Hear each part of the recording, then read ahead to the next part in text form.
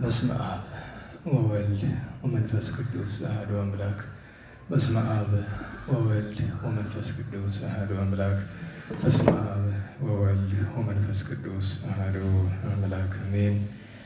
የአባቶቻችን አምላክ የቸርነት ባለቤት ቸሩ እግዚአብሔር ከዚህ ዕለት ከዚህ ሰዓት ያደረሰን ቅዱስ ስሙ የተመሰገነ ይሁን። የኔታ ወንድሞች እህቶች፣ ሌሎቻችሁም በእግዚአብሔር ሰላምታ እንዴት ሰነበታችሁ? እንዴት ሰነበታችሁ? ቸርነቱ፣ ምሕረቱ፣ ይቅርታው፣ በጎነቱ የባሕርይ ገንዘብ የሆነ አምላካችን መድኃኒታችን ኢየሱስ ክርስቶስ ለአምላክነቱ እንደሚገባ ቅዱስ ስሙ የተመሰገነ ይሁን። እመቤታችን ወላዲተ አምላክ ንጽሕት ቅድስት ድንግል ማርያም፣ ቅዱስ መስቀል፣ ቅድስት ቤተ ክርስቲያን ያከበራቸው ቅዱሳን ሁሉ ስማቸው የተመሰገነ ይሁን። እንኳን አደረሳችሁ።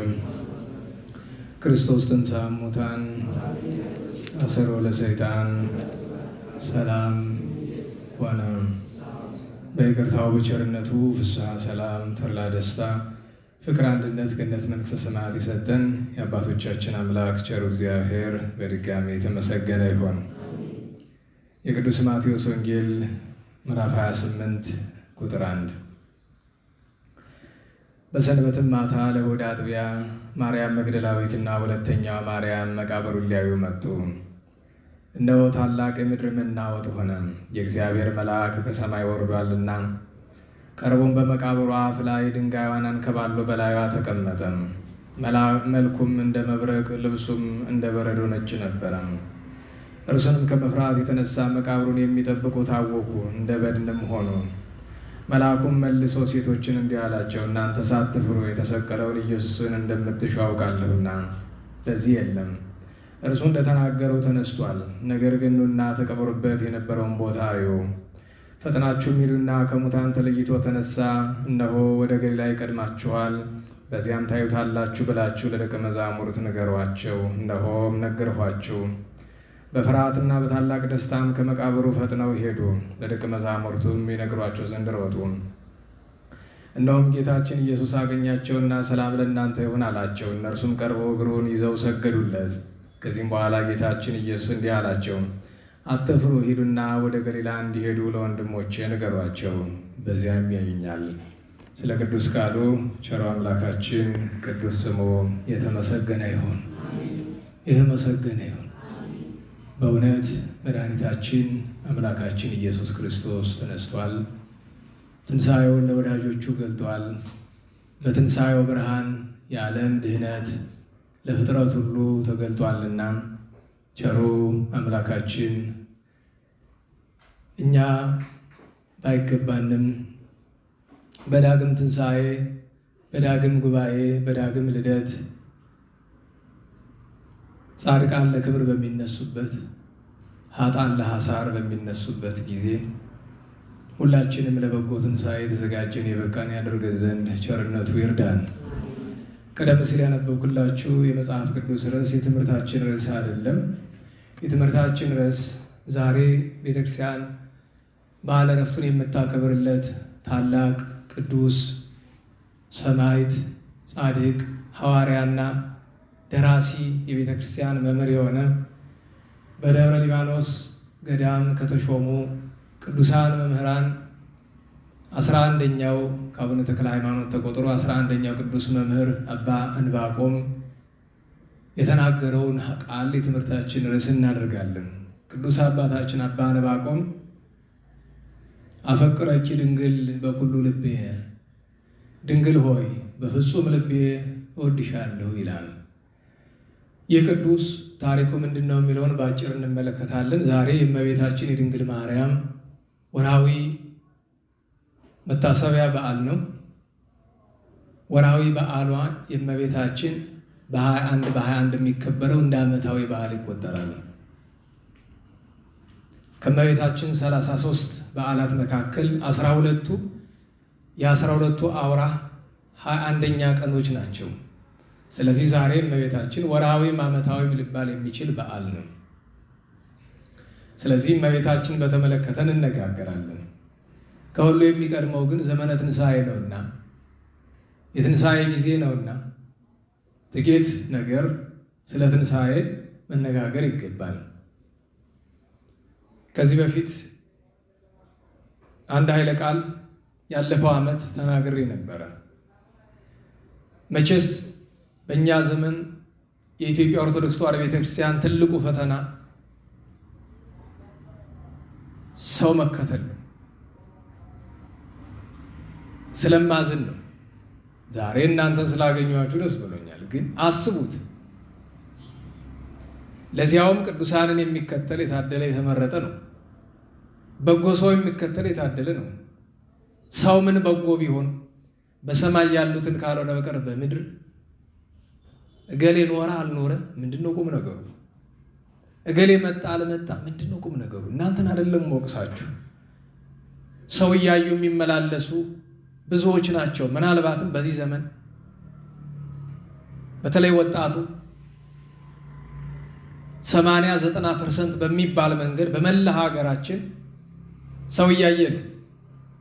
በዚህ ክፋቱን የምታውቁት መቼ ነው? ለምሳሌ ጉባኤ ሲዘጋጅ ምን ይደረጋል? ማስታወቂያ ይነገራል አይደል? ማስታወቂያው ዓላማው ምንድን ነው? የእግዚአብሔርን ቃል ተማሩ አይደለም። ማስታወቂያው ዓላማው ምንድን ነው? የሰው ፎቶ ይለጠፋል። እነገሌ ያሉላችሁ ነው። እግዚአብሔር አለ አይደለም። ሎቱ ስብሐት አይታችሁ ታውቃላችሁ? የእግዚአብሔር ጉባኤ ነው።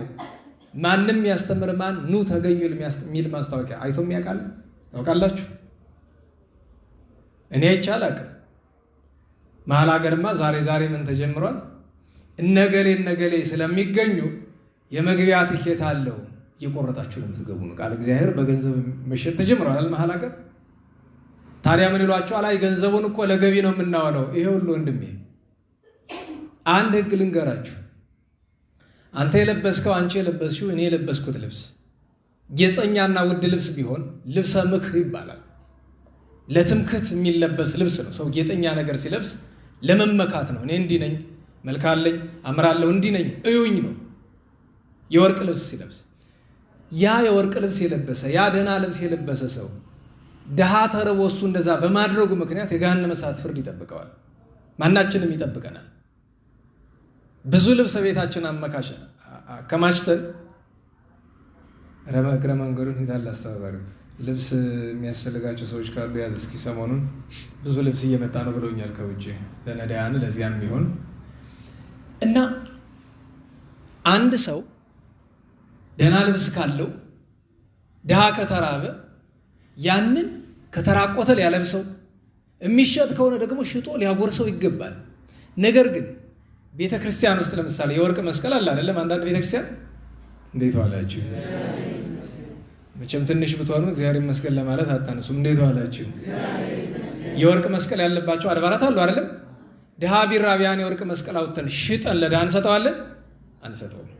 ነዋየ ቅድሳት የፈለገ ተአምር ቢፈጠር ወጥቶ ለድሃ ሊሰጥ አይችል። ለምን? ነዋየ ቅድሳት ነው። የእኛ ልብስ ግን ተርታ ነገር ነው።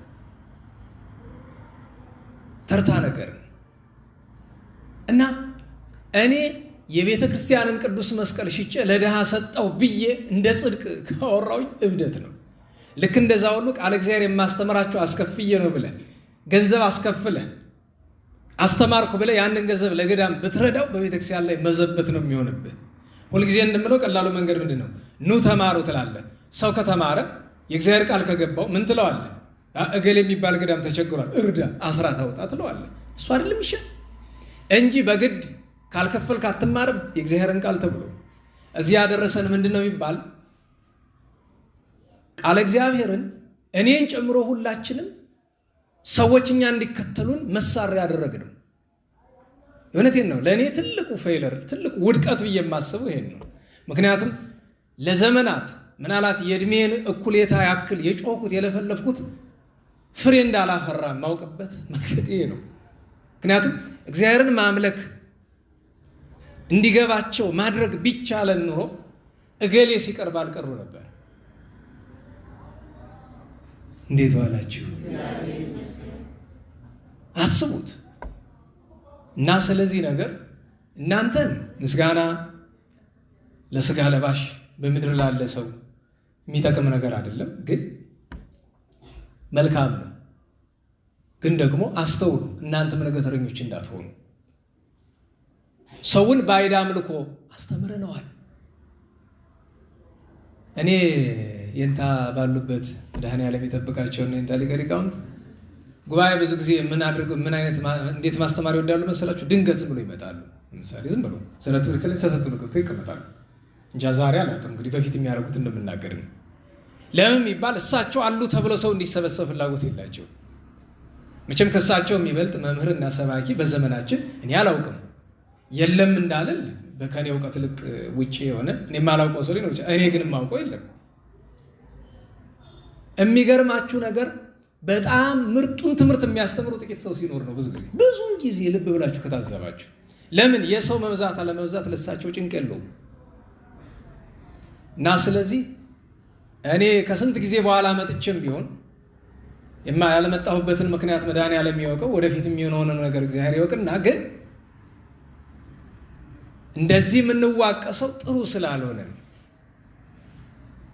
አንደኛው ለምን ብትሉ ዘመነ ትንሣኤ ነው ብለን ካልን ቅድም መድኃኒታችን በትንሣኤ ዘጉባኤ በቀኝ ለመቆም የጻድቃንን ትንሣኤ ለመነሳት ያብቃን ብለን ስንል እንዲሁ በምኞት የሚሆን ነገር አለ። በመመራረቅ የሚደረግ ነገር አለ። ምርቃት መልካም ነገር ነው። ምኞትም ጥሩ ነው።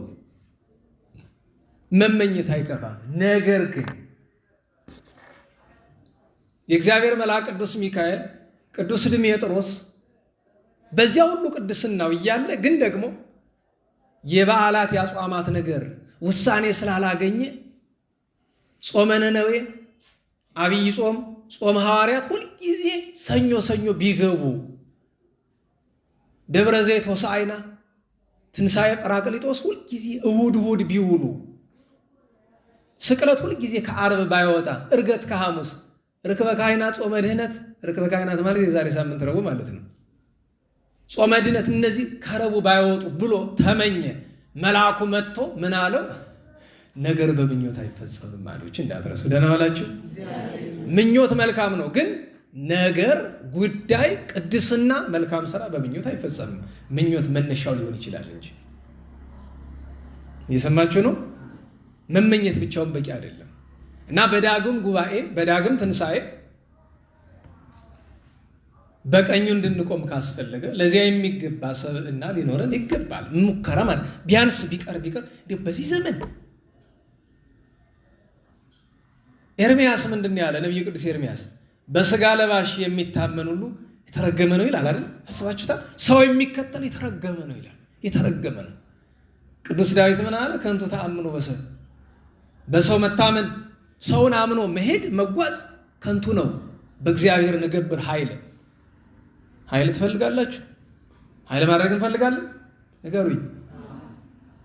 ኃይል የሚደረግ በማን ብቻ ነው? በእግዚአብሔር በእግዚአብሔርና የእግዚአብሔር በሆኑት ብቻ እንጂ ስጋ ለባሽ በምድር ያለ ለራሱ እንኳን መቆም ያልቻለውን ሰው ተስፋ ማድረግ ከትንሣኤው ጉባኤ ያስወጣናል። ከዚያ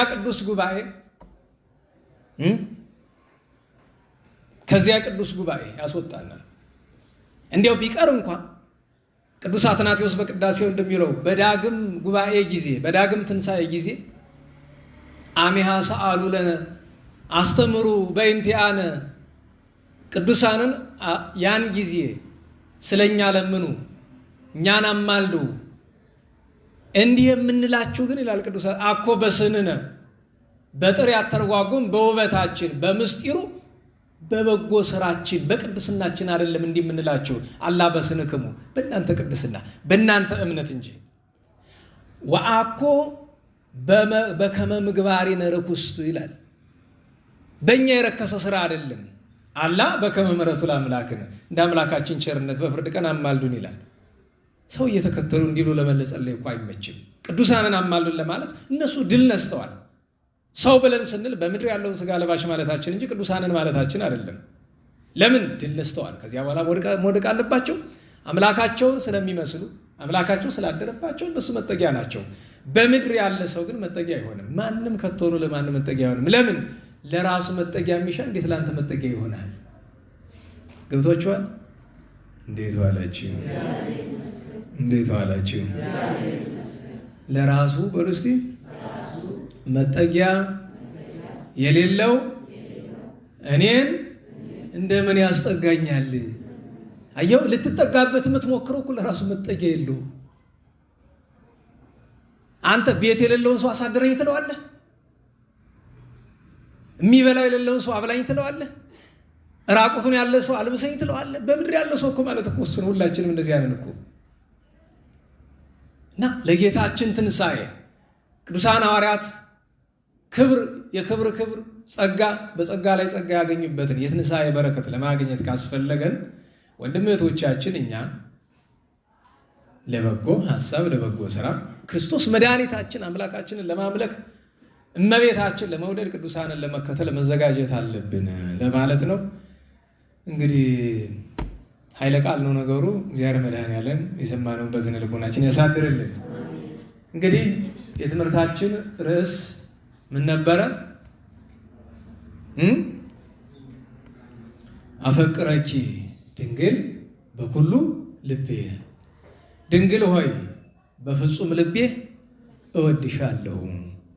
ይህንን ኃይለ ቃል የተናገረ ሐዋርያ፣ ሰማዕት፣ ጻድቅ፣ ትሩፍ፣ ፍጹም መነኮስ፣ የደብረ ሊባኖስ አበምኔት፣ ከእስልምና ወደ ክርስትና ከየመን ወደ ኢትዮጵያ መጥቶ ከገናና ቅዱሳን አንዱ ለመሆን የበቃው አባታችን ቅዱስ አባ ዕንባቆም ነው። ጎንደር ውስጥ ካሉ ከ44ቱ አድባራት መካከል አንደኛው አዘዞ ተክለ ሃይማኖት ብትሄዱ የዚህ ቅዱስ የዚህ ታላቅ ቅዱስ ገድል አለ በብራና፣ በጣም ክሩም የሆነ ብራና። ይህ ቅዱስ እመቤታችንን እወድሻለሁ ብለዋል። ተመሳሳዩን ነገር አፄ ልብነ ድንግል ግራኛ አህመድ ሲያሳድዳቸው እመቤታችን ብለዋታል። ከዳዊት መዝሙር ጋር እያመሳሰሉ ስብዓተ ፍቁርን ሲያዘጋጁ ባለፈው ስናገር የነበራችሁ አድምጣችሁ ከሆነ እዚህ የእንታ ድጓ በመጽሐፍ ቅዱስ መጽሐፍ ሲመረቅ ከሳምንታት በፊት በአብይ ጾም ስብዓተ ፍቁር አባ ጊዮርጊስ ጀመረው፣ አፄ ዘርዓ ያዕቆብ አስፋፉት። ዛሬ የምናውቀው ስብዓተ ፍቁር ግን የተደረሰ በአፄ ልብነ ድንግል ነው። በስደት ሆኖ በእንባ በለቅሶ ሆነው እግዚአብሔርን መበደል የሌለባቸውን ነገር በድለው በኋላ በታሪኩ ላይ እንደምናገኘው ማድረግ የሌለባቸውን ነገር ሲያደርጉ እግዚአብሔር ተቆጥቶ ከሳቸው አልፎ ሀገሪቱን ቀጣት።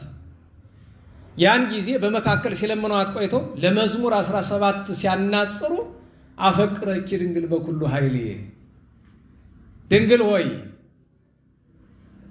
በአቅሜ በመጠኔ ባለኝ ኃይል ሁሉ እወድሻለሁ። ለምን ብትይኝ አንቲ ጸወንየ፣ አንቺ አምባ መጸጊያዬ፣ ወማእምንትየ የምታመነው በአንቺ መታመኛዬ አንቺ። እና ታዲያ እንደዚህ የምትለኝ ምን ፈልገህ ነው ትይኝ እንደሆነ ውስተ እዝንኪ ይባጽራህየ፣ ልመናዬ ወደ አንቺ ጆሮ ይድረስልኝ ብሎ አፄ ልብነ ድንግል ለምኑ እመቤታችን ተገልጻ የእግዚአብሔርን ምሕረት ይቅርታ አምጥታላቸዋለች። ታዲያ የቅዱስ ዕንባቆም እንዲህ ያለበት ምክንያት ምንድን ነው? ድንግል ሆይ በፍጹም ልቤ እወድሻለሁ ብሎ ሲል ለምን? ታሪኩን ባጭር እንዳሰው አባታችን ቅዱስ ዕንባቆም ኢትዮጵያዊ አይደለም። ኢትዮጵያ አይደለም ብቻ ሳይሆን ሀበሻ አይደለም። አረቦችን ታውቃላችሁ? አረብ አይታችሁ ታውቃላችሁ? እንዴት ዋላችሁ? እንዴት ዋላችሁ? አረብ አይታችሁ ታውቃላችሁ? በቴሌቪዥን ይህን ትምህርት ሲቀዳ የሚሰሙት ብዙዎቹ አረብ ሀገር ያሉ ስለሆኑ ደግሞ ለአረብ 24 ሰዓት አፍጠውብን ነው የሚሉ ከአረብ ጋር የሚኖሩ ብዙ ወገኖች አሉና ሰው አረብ ሲባል እስላም ማለት ይመስለዋል። መጀመሪያ ደረጃ አረብ ማለት እንደ በጥሬ ቃሉን ተርጉመው ካለ በምዕራብ አቅጣጫ እንደማለት ነው። ምስራቅ ፀሐይ እስከ አረብ ይላል አይደል? ከፀሐይ መውጫ እስከምን እስከ መግቢያው ድረስ አርበ ገባ ተካተተ አይደል? አረብ መካተቻ አረብ እንዲያ ነው ነገሩ። አረብ እንደ ስመ ነገድ ነው እንጂ አረብ ክርስቲያን እንዳለ አታውቁም? እንዴት ዋላችሁ? አብዛኛው አረብ ሙስሊም ነው አይደል? አሁን ንገሩኝ። ነገር ግን የመጀመሪያዎቹ አረቦች ሙስሊም ነው ክርስቲያን የነበሩ? ክርስቲያን የነበሩ፣ ከክርስትና በፊት ደግሞ ብዙዎቹ ጣዖት አምላኪዎች ነው የነበሩት። ስለዚህ መሐመድ እስከመጣበት እስከ 7ኛው ክፍለ ዘመን ድረስ ከ600 ዓመታት በላይ አብዛኛው አረብ ወይ ክርስቲያን ነው ወይ ደግሞ አይሁዳዊ ነው። እና አረብ ማለት እስላም ማለት አይደለም። ለምን አረብ ሆኖ ክርስቲያን ብቻ ሳይሆን ሌሎች እምነቶችንም ያመልኳል። እንግዲህ አረቦቹ መልካቸው ምን አይነት ነው? መቼስ አረብ የምዕራቡ ዓለም የአውሮፓ የነዚህ የአፍሪካውያን አውሮፓና አሜሪካ፣ ምስራቁ ዓለም የካሪቢያን ሀገራት፣ ላቲን አሜሪካ፣ ህንድ ሁሉ የተለያየ መልክ ነው ያለው አይደል? መልኩን ያንዳንዱ ሰው ቢጫ ይላል። እኔ ቢጫ ሰው አላውቅም፣ ግን ቢጫ የሚሏቸው አሉ። ምን አላችሁ? ብራውን የሚሏቸው አሉ። አሁን የሰው መልክ እንዴት ብራውን እንደሚባል ላይ አይገባኝም። ከዛ ደግሞ ሬድ ኢንዲያንስ ይሏቸዋል። ደግሞ ሬድ ኢንዲያንስ አንድ አውሮፓዊ ተጓዥ ያላለ በታሪክ ትምህርት የምታውቁት አሜሪካን አገኛት የሚባል ማን? ክሪስቶፈር ኮሎምበስ ነው አይደል? አሁን ኮሎምበስ አስቡት፣ ሰውየው መሄድ የሚፈልግ አሜሪካ አይደለም። አሜሪካን አውቃትም በዛን ጊዜ አሜሪካ የሚባል ስምም አልነበረም። የት ነው መሄድ የፈለገ? ህንድ ነው። መንገድ ሰዓትና የት ይደርሳል? ዛሬ የአሜሪካ ታችኛው አላል የኢስት ኮስቱ ላይ ወይም የምስራቅ ዳርቻው ላይ ትንሽ ወረድ ብሎ ያለበት ስፍራ ላይ ይደርሳል። ከዛ እሱ የት እንደደረሰ ነው ያሰበ? ህንድ። ስለዚህ በነገራችሁ ላይ ታውቃላችሁ አይደለም? ህንድን አግኝቻታለሁ ብሎ ነው የሞተ ነው የሚባል። በቃ ለሱ አሜሪካ ህንድ ናት። ከዛ እዛ ያሉ ሰዎችን ምናዊ ብሎ ስም አወጣላቸው፣ ህንዳውያን። ዛሬ ድረስ አሜሪካን አሉ ኔቲቭ አሜሪካንስ ይባላሉ። የድሮዎቹ ዋናዎቹ አሜሪካን ስማቸው ማን ነው? ሬድ ኢንዲያንስ። እንግዲህ አስቡት፣ ሰውየው ሁለት ነገር ተሳስቶ ሁለቱንም ነገር ግን እርማት ለመስጠት የሞከረው ሰው አልተገኘም በዘመኑ። ያገኘዋት ህንድ ናት አለ። በቃ እንደ እንትን ታውቃላችሁ አይደለም? የአውሮፓ እና አሜሪካ እነሱ የፈለጉት ነገር እንዲሆን ይፈልጋሉ። እነሱ ለምሳሌ እኛ ያለንባት አህጉር ማን ነው ስሙ? ኧረ ነገሩኝ። አፍሪካ አይደለም? አፍሪካ አይደለም ስሙ። አፍሪካ ያሏት እነሱ ናቸው። ለምን? ሰሜናዊ አሁን አፍሪካ የሚባለው ክፍል አካባቢ ላይ ኢፍሪ የሚባል ማህበረሰብ አለ። እነሱ ደግሞ አካባቢያቸው ምን ተብሎ ነው የሚጠራ? በእኛ በግዙ እንኳን ማን ይለዋል? አፍራቃያ ይለዋል። 5 አይጉር ይባላሉ። የ5 አውራጃዎች ስብስብ የሆነ አፍራቃያ ይባላል። የአንዲት ብጣቂ ነገር ስም አመጣው ሙሉ ሀገሩን ጠሩት። እኛ ሁላችንም ተከትለን አፍሪካ አለ። ዩሮፕ ምን ማለት ነው? አጥኑ እስቲ ምን ማለት ነው? ከምን የመጣ አውሮፓ የሚል ነናዋላችሁ። መጀመሪያ የራሳችሁን ታሪክ አጥኑ። ቀጥሎ እንደገና ደግሞ የዓለምን ታሪክ አጥኑ። ከሁሉ የሚቀድመው ግን የቤተክርስቲያንን ታሪክ አጥኑ። እና አሜሪካና አውሮፓዎችን ስታስቧቸው ማንን ይመስላሉ መስላችሁ? ባህር ዳር ውስጥ አንድ ባለ ሀብት ነበረ ይባላል እና አሳ በጣም ይወዳል። እና አሳ የሚያጠምድበት ቦታ ላይ አለቃ አሳው አሉ። እንግዲህ እውነት ይሁን ውሸት እግዚአብሔር ይወቅላቸው። ከዛም አማራጭ ሲያጣ ግልገሉን ይዞ ሄዶ ጣና ውስጥ ወረወረው። እንደገና በመረብ ይዞት ወጣ። አርዶ አሳ ነህ ብያለሁ፣ አሳ ነህ እያለ በላው ይባላል። እንግዲህ ብያለሁ ነው አይደል? በሌላ ቋንቋ ደግሞ ምን ይባላል? እነዚህ ባህር ዳሮች ቅር እንዳይላቸው እንጂ አንድ ሰው ከዚህ አካባቢ ወደ ባህር ዳር ይሄዳል እና በጣም የታወቀ ጠንቋሌ አለ። ጠንቋይ አለ። ሄዶ የነገረውን ችግር ለድሮ ሰይጣን ትንንሽ ምልክት ይሰጠው ነበር። ለዚህ ግን ምንም ምልክት አልሰጠዋለም። ለአንተ መፍትሄ ይሄን ያህል ትከፍላለህ አላስከፈለው እና ምንድን ነው አለ? ሂድና አረንጓዴ ዶሮ ፈልገህ አምጣ፣ በሱ ነው የምትድናለሁ። እንዴ ጠንቋዮች ማን ነው ስማቸው? ምንድን ነው የሚባሉ? አባዬ ነው የሚሏቸው ብዙዎቹ። በነገራቸው በጣም የሚያሳዝነው ነገር ኧረ አባዬ አረንጓዴ ዶሮ እኮ የለም ባለ በበሰነ ፍጥረት የማይገኝም። እንግዲህ ብለናል መዳን ከፈለክ ታመጣለህ እና ብለናል አለ ባህር ዳር ጠንቋይ እየተባለ ተረቱ ነው ይኖራል። እና እንግዲህ ይህንን ስላለ ቅር የሚለው ደግሞ ሁሉ ነገር ዘረኝነት የሚመስለው ሰው እኮ አለ። ይሄ ትምህርት ያመጣው ነገር ነው። እግዚአብሔር መድኃኒዓለም ሁላችን ይቅር ይበለን።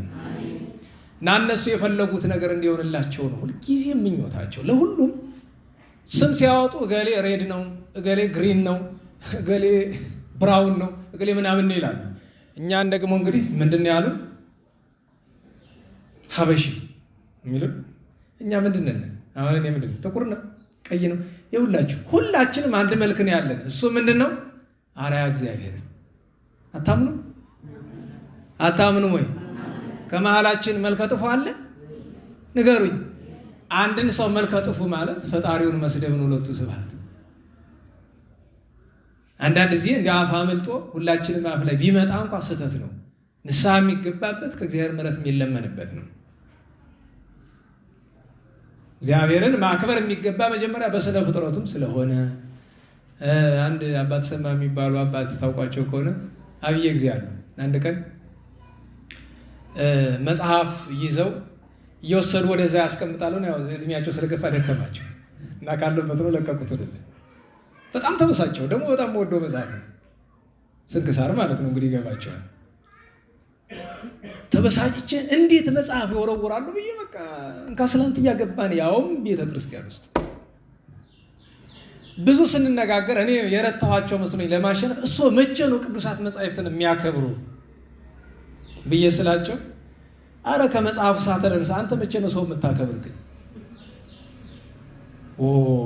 ልክ ወጥቼ ሄድኩኝ። ተረታው ማለት ነው። እዛች ቀን በኋላ ክርክር የለኝም። አሁን የንግግራቸው የእሳቸውን ጥፋት የሚሸፍኑ ነው አይደለም። በነገራቸው ላይ ግን እኔ የራሴን ጥፋት ከነገሩኝ ይበቃኛል። ምክንያቱም ከመጽሐፉ የሚቀድም ማን ነበረ? መጽሐፉ ያዘጋጁ ቅዱሳን ሰዎች ናቸው። አንድ ሁለተኛ ነገር ከመጽሐፉ ቀድሞ ባሕርያ ሥላሴ የተፈጠረ ሰው ነው። ይሄ ማለት መጽሐፍ ክብር የለውም አይደለም። ቅዱሳት መጻሕፍት ክቡራት ናቸው። እሱን ማወቅ ማስተዋል ይገባል። ወደ ጉዳያችን እንመለስ። ቅዱስ አባታችን ዕንባቆም የመናዊ ነው። የመን የምትባል አገር ታውቀው የለውም? ደቡብ አረቢያ ላይ ያለችው የመናዊ ነው። በሐረገ ትውልዱ ከኢስማኤል ሐረገ ትውልድ የሚቆጠር በእናቱ የአይሁዳዊነት ዘር ያለበት፣ በአባቱ ግን ከኢስማኤል ዘር የሚቆጠር አረባዊ ነው። በእስልምና ሕግ ቁርአናቸውን፣ ሱናቸውን፣ ሐዲሳቸውን አስፈላጊውን ትምህርት በሙሉ ተምሮ ያደገ ቃዲው እንግዲህ እነሱ የእስልምና አስተማሪዎቻቸውን ቃዲዎች ይሏቸዋል። ቃዲው ካስተማራቸው ሰዎች ሁሉ ሊተካ ይችላል ተብሎ ተስፋ የሚደረግ ሰው ነበረ። ነገር ግን ዕንባቆም አንድ ነገር አለው። የነገሩትን ሁሉ ዝም ብሎ አይቀበልም፣ ይመረምራል እና ይህን የተማረውን ቁርአንና ሐዲሱንም ሌላውን ዝም ብሎ ያገላብጠዋል። የዛን ጊዜ እንግዲህ እንደምታውቁት እንዳሁኑ ዘመን በህትመት አይደለም፣ ግን ያንን ያገላብጠዋል። ሲያገላብጥ የት ላይ ይደርሳል? የቁርአን ምዕራፍ 19 ወይም ሱረቱ ይሉታል እነሱ፣ ምዕራፍ ለማለት ወይም ሱራ ይሉታል። ምዕራፍ 19 ላይ ደረሰ እና ምዕራፍ 19 ሱረቱ አልመርየም ይላል አረብኛ፣ የማርያም ምዕራፍ ይላል እና ሙሉ ምዕራፍ ስለ እመቤታችን እና እዛ ውስጥ የሚናገረው እመቤታችን በድንግልና ጸንሳ በድንግልና እንደወለደች ይናገራል። ታውቃላችሁ አይደል? ይገርመኛል። አስቡት። ያ ስለሆነ ቁርአን ጥሩ መጽሐፍ ነው እያልኩ አይደለም፣ እንደሱ አይደለም። ግን ይላል እንደዛ። መቼስ አንድ ትልቅ የመርዝ ገንዳ ውስጥ አንድ ብልቃጥ መድኃኒት ተገኘ ብለህ አትገባበትም አይደል? ከዛ ገረሙ። ከዛ እንግዲህ ጌታችን የተወለደ በድንግልና ነው፣ እመቤታችን የወለደች በድንግልና ነው። ይሄ እንደዚህ ያለ ቁርአን ይሄማ የክርስትና ትምህርት ክርስቲያኖች የሚሉት አይደለ? ይሄ ምን ሊያደርግ ነው እዚህ የገባ? እሱ ገረመው። ከዛ ስለገረመው ማብራሪያ ፍለጋ ማን ጋር ሄዳል? ቃዲው ጋር፣ አስተማሪው ጋር ማለት ነው። ሄዳል። ሲጠይቀው ያው አብዛኞቹ እስልምና አስተማሪዎች ድሮም አሁንም አንድ መገለጫ ጠባያቸው እሱ ነው። የማይነኩ የሚባሉ ጥያቄዎች አላቸው፣ የማይነኩ ጉዳዮች። ያን ሄደህ ብትጠይቅ ያው ችግር ነው። አስታውሳለሁ አንድ ወንድማችን በገንዘብ አባብለው አሰለሙት። ደህና ዋላችሁ። ከዛ አንበሳ ነኝ አለ። ይሄ አህመድ ዲዳት የሚባል በእግዚአብሔር የተጣለ ሰይጣን ማደሪያ ነበረ በዚህ በደቡባዊ አፍሪካ አካባቢና እሱ የሚጽፋቸው መጽሐፍት አሉና በቃ ያችን ያነበበ ሰው ሙስሊም ከሆነ በቃ ክርስትና ምንም መልስ የሌለው ነው የሚመስለው። በቃ መጽሐፍ ቅዱስ ይጋጫል የምትል ነገር አለች አንዲት የጻፋት መጽሐፍ ላይ እና እንዲያው እንደ ደህና ኮርስ የወሰደ ሰነድ ተማሪ እኮ የሚመልሳቸው ጥያቄዎች ናቸው ነገሮች። እና ልጁ ትልቅ ወንድሙ እዚህ ጎንደር ውስጥ የታወቀ ጉልበተኛ ነው። ለምንድን ነው የሰለምክ ሲለው ክርስትና ስህተት ነው፣ እስልምና ትክክል ነው፣ ስለዚህ ያመኘበት ነው አለ። ግን እኮ በገንዘብ ነው ሄደ። በገንዘብና በሴት ነው ብዙ ሰው ያበላሽ እንድታውቁት። እና ከዛ ምን ቢል ጥሩ ነው ከፈለክ አሉ በክርስትና አሉ የሚባሉ ሊቃውንትን አምጣና አከራክረኝ። እንዲያውም አለ እኔ ለማንም ጋር መከራከር አልፈልግም፣ ሊቃውንትን አምጣቸው። እና አንዳንዱ ታውቃላችሁ አይደለም ያቺ ድንቢጥ ናት ምንድናት ከዝሆን ላይ ሆና ድልድዩ ሲንቀሳቀስ አናወጥ ነው አለች ይባላል። ነገሩን ስሰማ እኔ እሱ ጋር እንደዚህ ያለ ሰው ጋር መነጋገር አልፈለኩም። ግን ይህን ታስም ተጠራው እኔ እንኳን ለሳቸው ለተማሪዎቻቸው አልመጥንም። እንደ ተማሪዎቻቸው ያክል ደረጃ የለኝም። እስቲ አቅሙን ላሳይ ብዬ እጅ 10 ጥያቄዎች ተመለሱለት። አመንኮ እየተባለ ነው የምንተላለፍ። አምናል ተረታል እየተባለ አዎ እያለ እያምነው በመጨረሻ ግራ ተጋባ። ለምን ቢባል በቃ ዲሲፕሊን ሆኖ ነበረ፣ ጭንቅላት በራሱ እርግጠኛ ሆኖ ነበረ። ቀን በዛ ባነበበው ነገር ምንም መልስ የለውም ብለው አስተምረውታል። እነሱ በቃ ለነዚህ 10 ጥያቄዎች በክርስትና ምንም መልስ የለም ብለውታል። እና መጨረሻ ላይ ምን ቀረህ ብሎ አለው። አይ ቆይ እኔ ጥያቄ ልስጥ፣ እኔ 9 ጥያቄ ልስጥ ቁርአንና ሐዲስ ላይ ያለ ለነዚህ 9 ጥያቄዎች ለኔ መልስ እንድትሰጠኝ አይደለም፣ አንተ አታውቀውም ጨርሶ። ለምሳሌ ለሞክርዬ 2-3 ጥያቄ ጠይቁት፣ ኧረ ሰምቼው አላውቅም ተወኛል። ሂድና ከቻልክ ዋናውን ዑለማውን ካልቻልክ ማንኛውንም አስተማሪ ኡስታዝ ምናምን የሚባሉትን እነዚህ 9 ጥያቄዎች ጠይቃቸው። ግን የመጀመሪያውን ጥያቄ ገና ስታነሳ ምልክት ልስጥ፣ ደም ነው የሚለብሳዩ ነው። በቃ በዚህ ታውቀዋል። ለምን አይነክ የሚባሉ ጥያቄዎች አሏቸው። ለምን መልስ የለም። እምነታቸውን ሊያዋርድ የሚችል ነገር ነው። ታውቃላችሁ አይደል? እነሱ እንደዚህ በጣም የገነኑ እኔ ዛሬ 6-7 ዓመት አንዳንድ ምላሾችን ሰጥተዋል። ተዘመተብኛል። ያ ሁሉ ነገር ተደረገ። ድል ያሸነፉ መሰላቸው። ኋላ ማንን ጣለባቸው? በስውር የሚዋጓቸውን የኢንተርኔት ሰዎችን ጣለባቸው አሉ አይደል? አንዳንድ ስማቸው ማን እንደሆነ አላውቅም እንጂ አንዳንድ ቪዲዮዎች እናያለን አይደል? ገሌ የሚባሉ የምታውቋቸው ኢንተርኔት የሚጠቀሙ አንድ ኖርማል ሰው እንዴት እንዳናወጣቸው ተመልከቱ። የቤተ ክርስቲያን ትምህርት በመጠኑ ብቻ የተማረ አንድ ኖርማል ሰው የቤተ ክርስቲያን መምህር እኮ አይደለም አይደል? ልጁ ነና አላችሁ ብሉያት የተማረ ነው፣ ሐዲሳት የተማረ ነው። ቤተ ክርስቲያን ስበክልኝ ብላ ያስቀመጠችው ነው። የሚሰራው ስራ ግን ጥሩ ነው አይደለም? ጥሩ ነው። አስቡት፣ አንድ በቤተ ክርስቲያን መምህርነት ያልተሾመ አንድ ምእመን እንዲህ ካናወጻቸው መምህራን ቢገቡባቸው እንዴት ሊሆኑ ነው? ለዛ ነው ድንቢጥ ዝም ሲሏት ዝሆን የሆነች ይመስላታል የሚባለው። ሄዶ ጠየቀ፣ ያው የተባለው ነገር ደረሰበት። ወደ ክርስትና እንዳይመጣ ምንፍቅናና ክህደት አጋንንት ናቸው።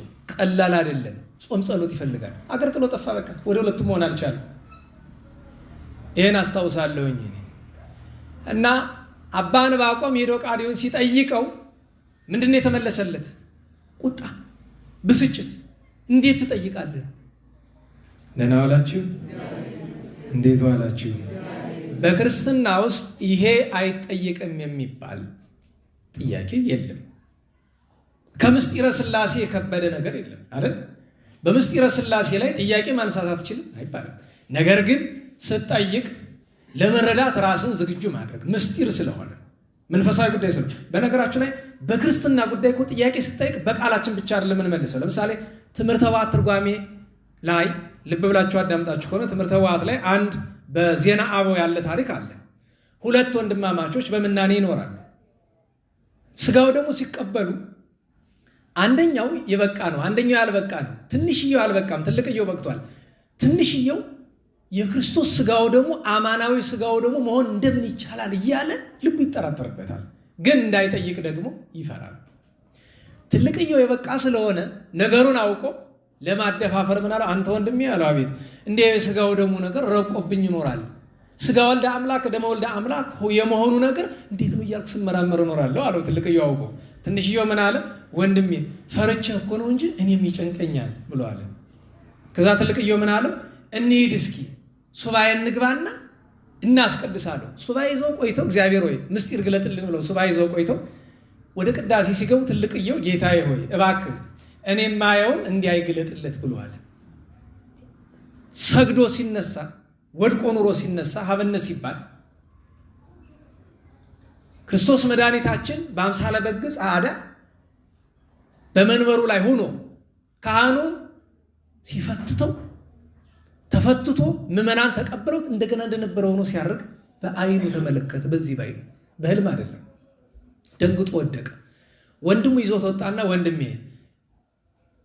ለእኔና ለአንተ አቅም ስለማይመች አቅማችን ስለማይመጥን ነው እንጂ እኮ ለበቁት ሁልጊዜ እንደዚህ ይታያቸዋል ብሏል። እና አንዳንድ ጊዜ እኛ በቤተክርስቲያናችን የቃል ብቻ አይደለም የመጽሐፍ ብቻ አይደለም የምንሰጠው መልስ የተግባር መልስም አለ። የተግባር መልስም አለ።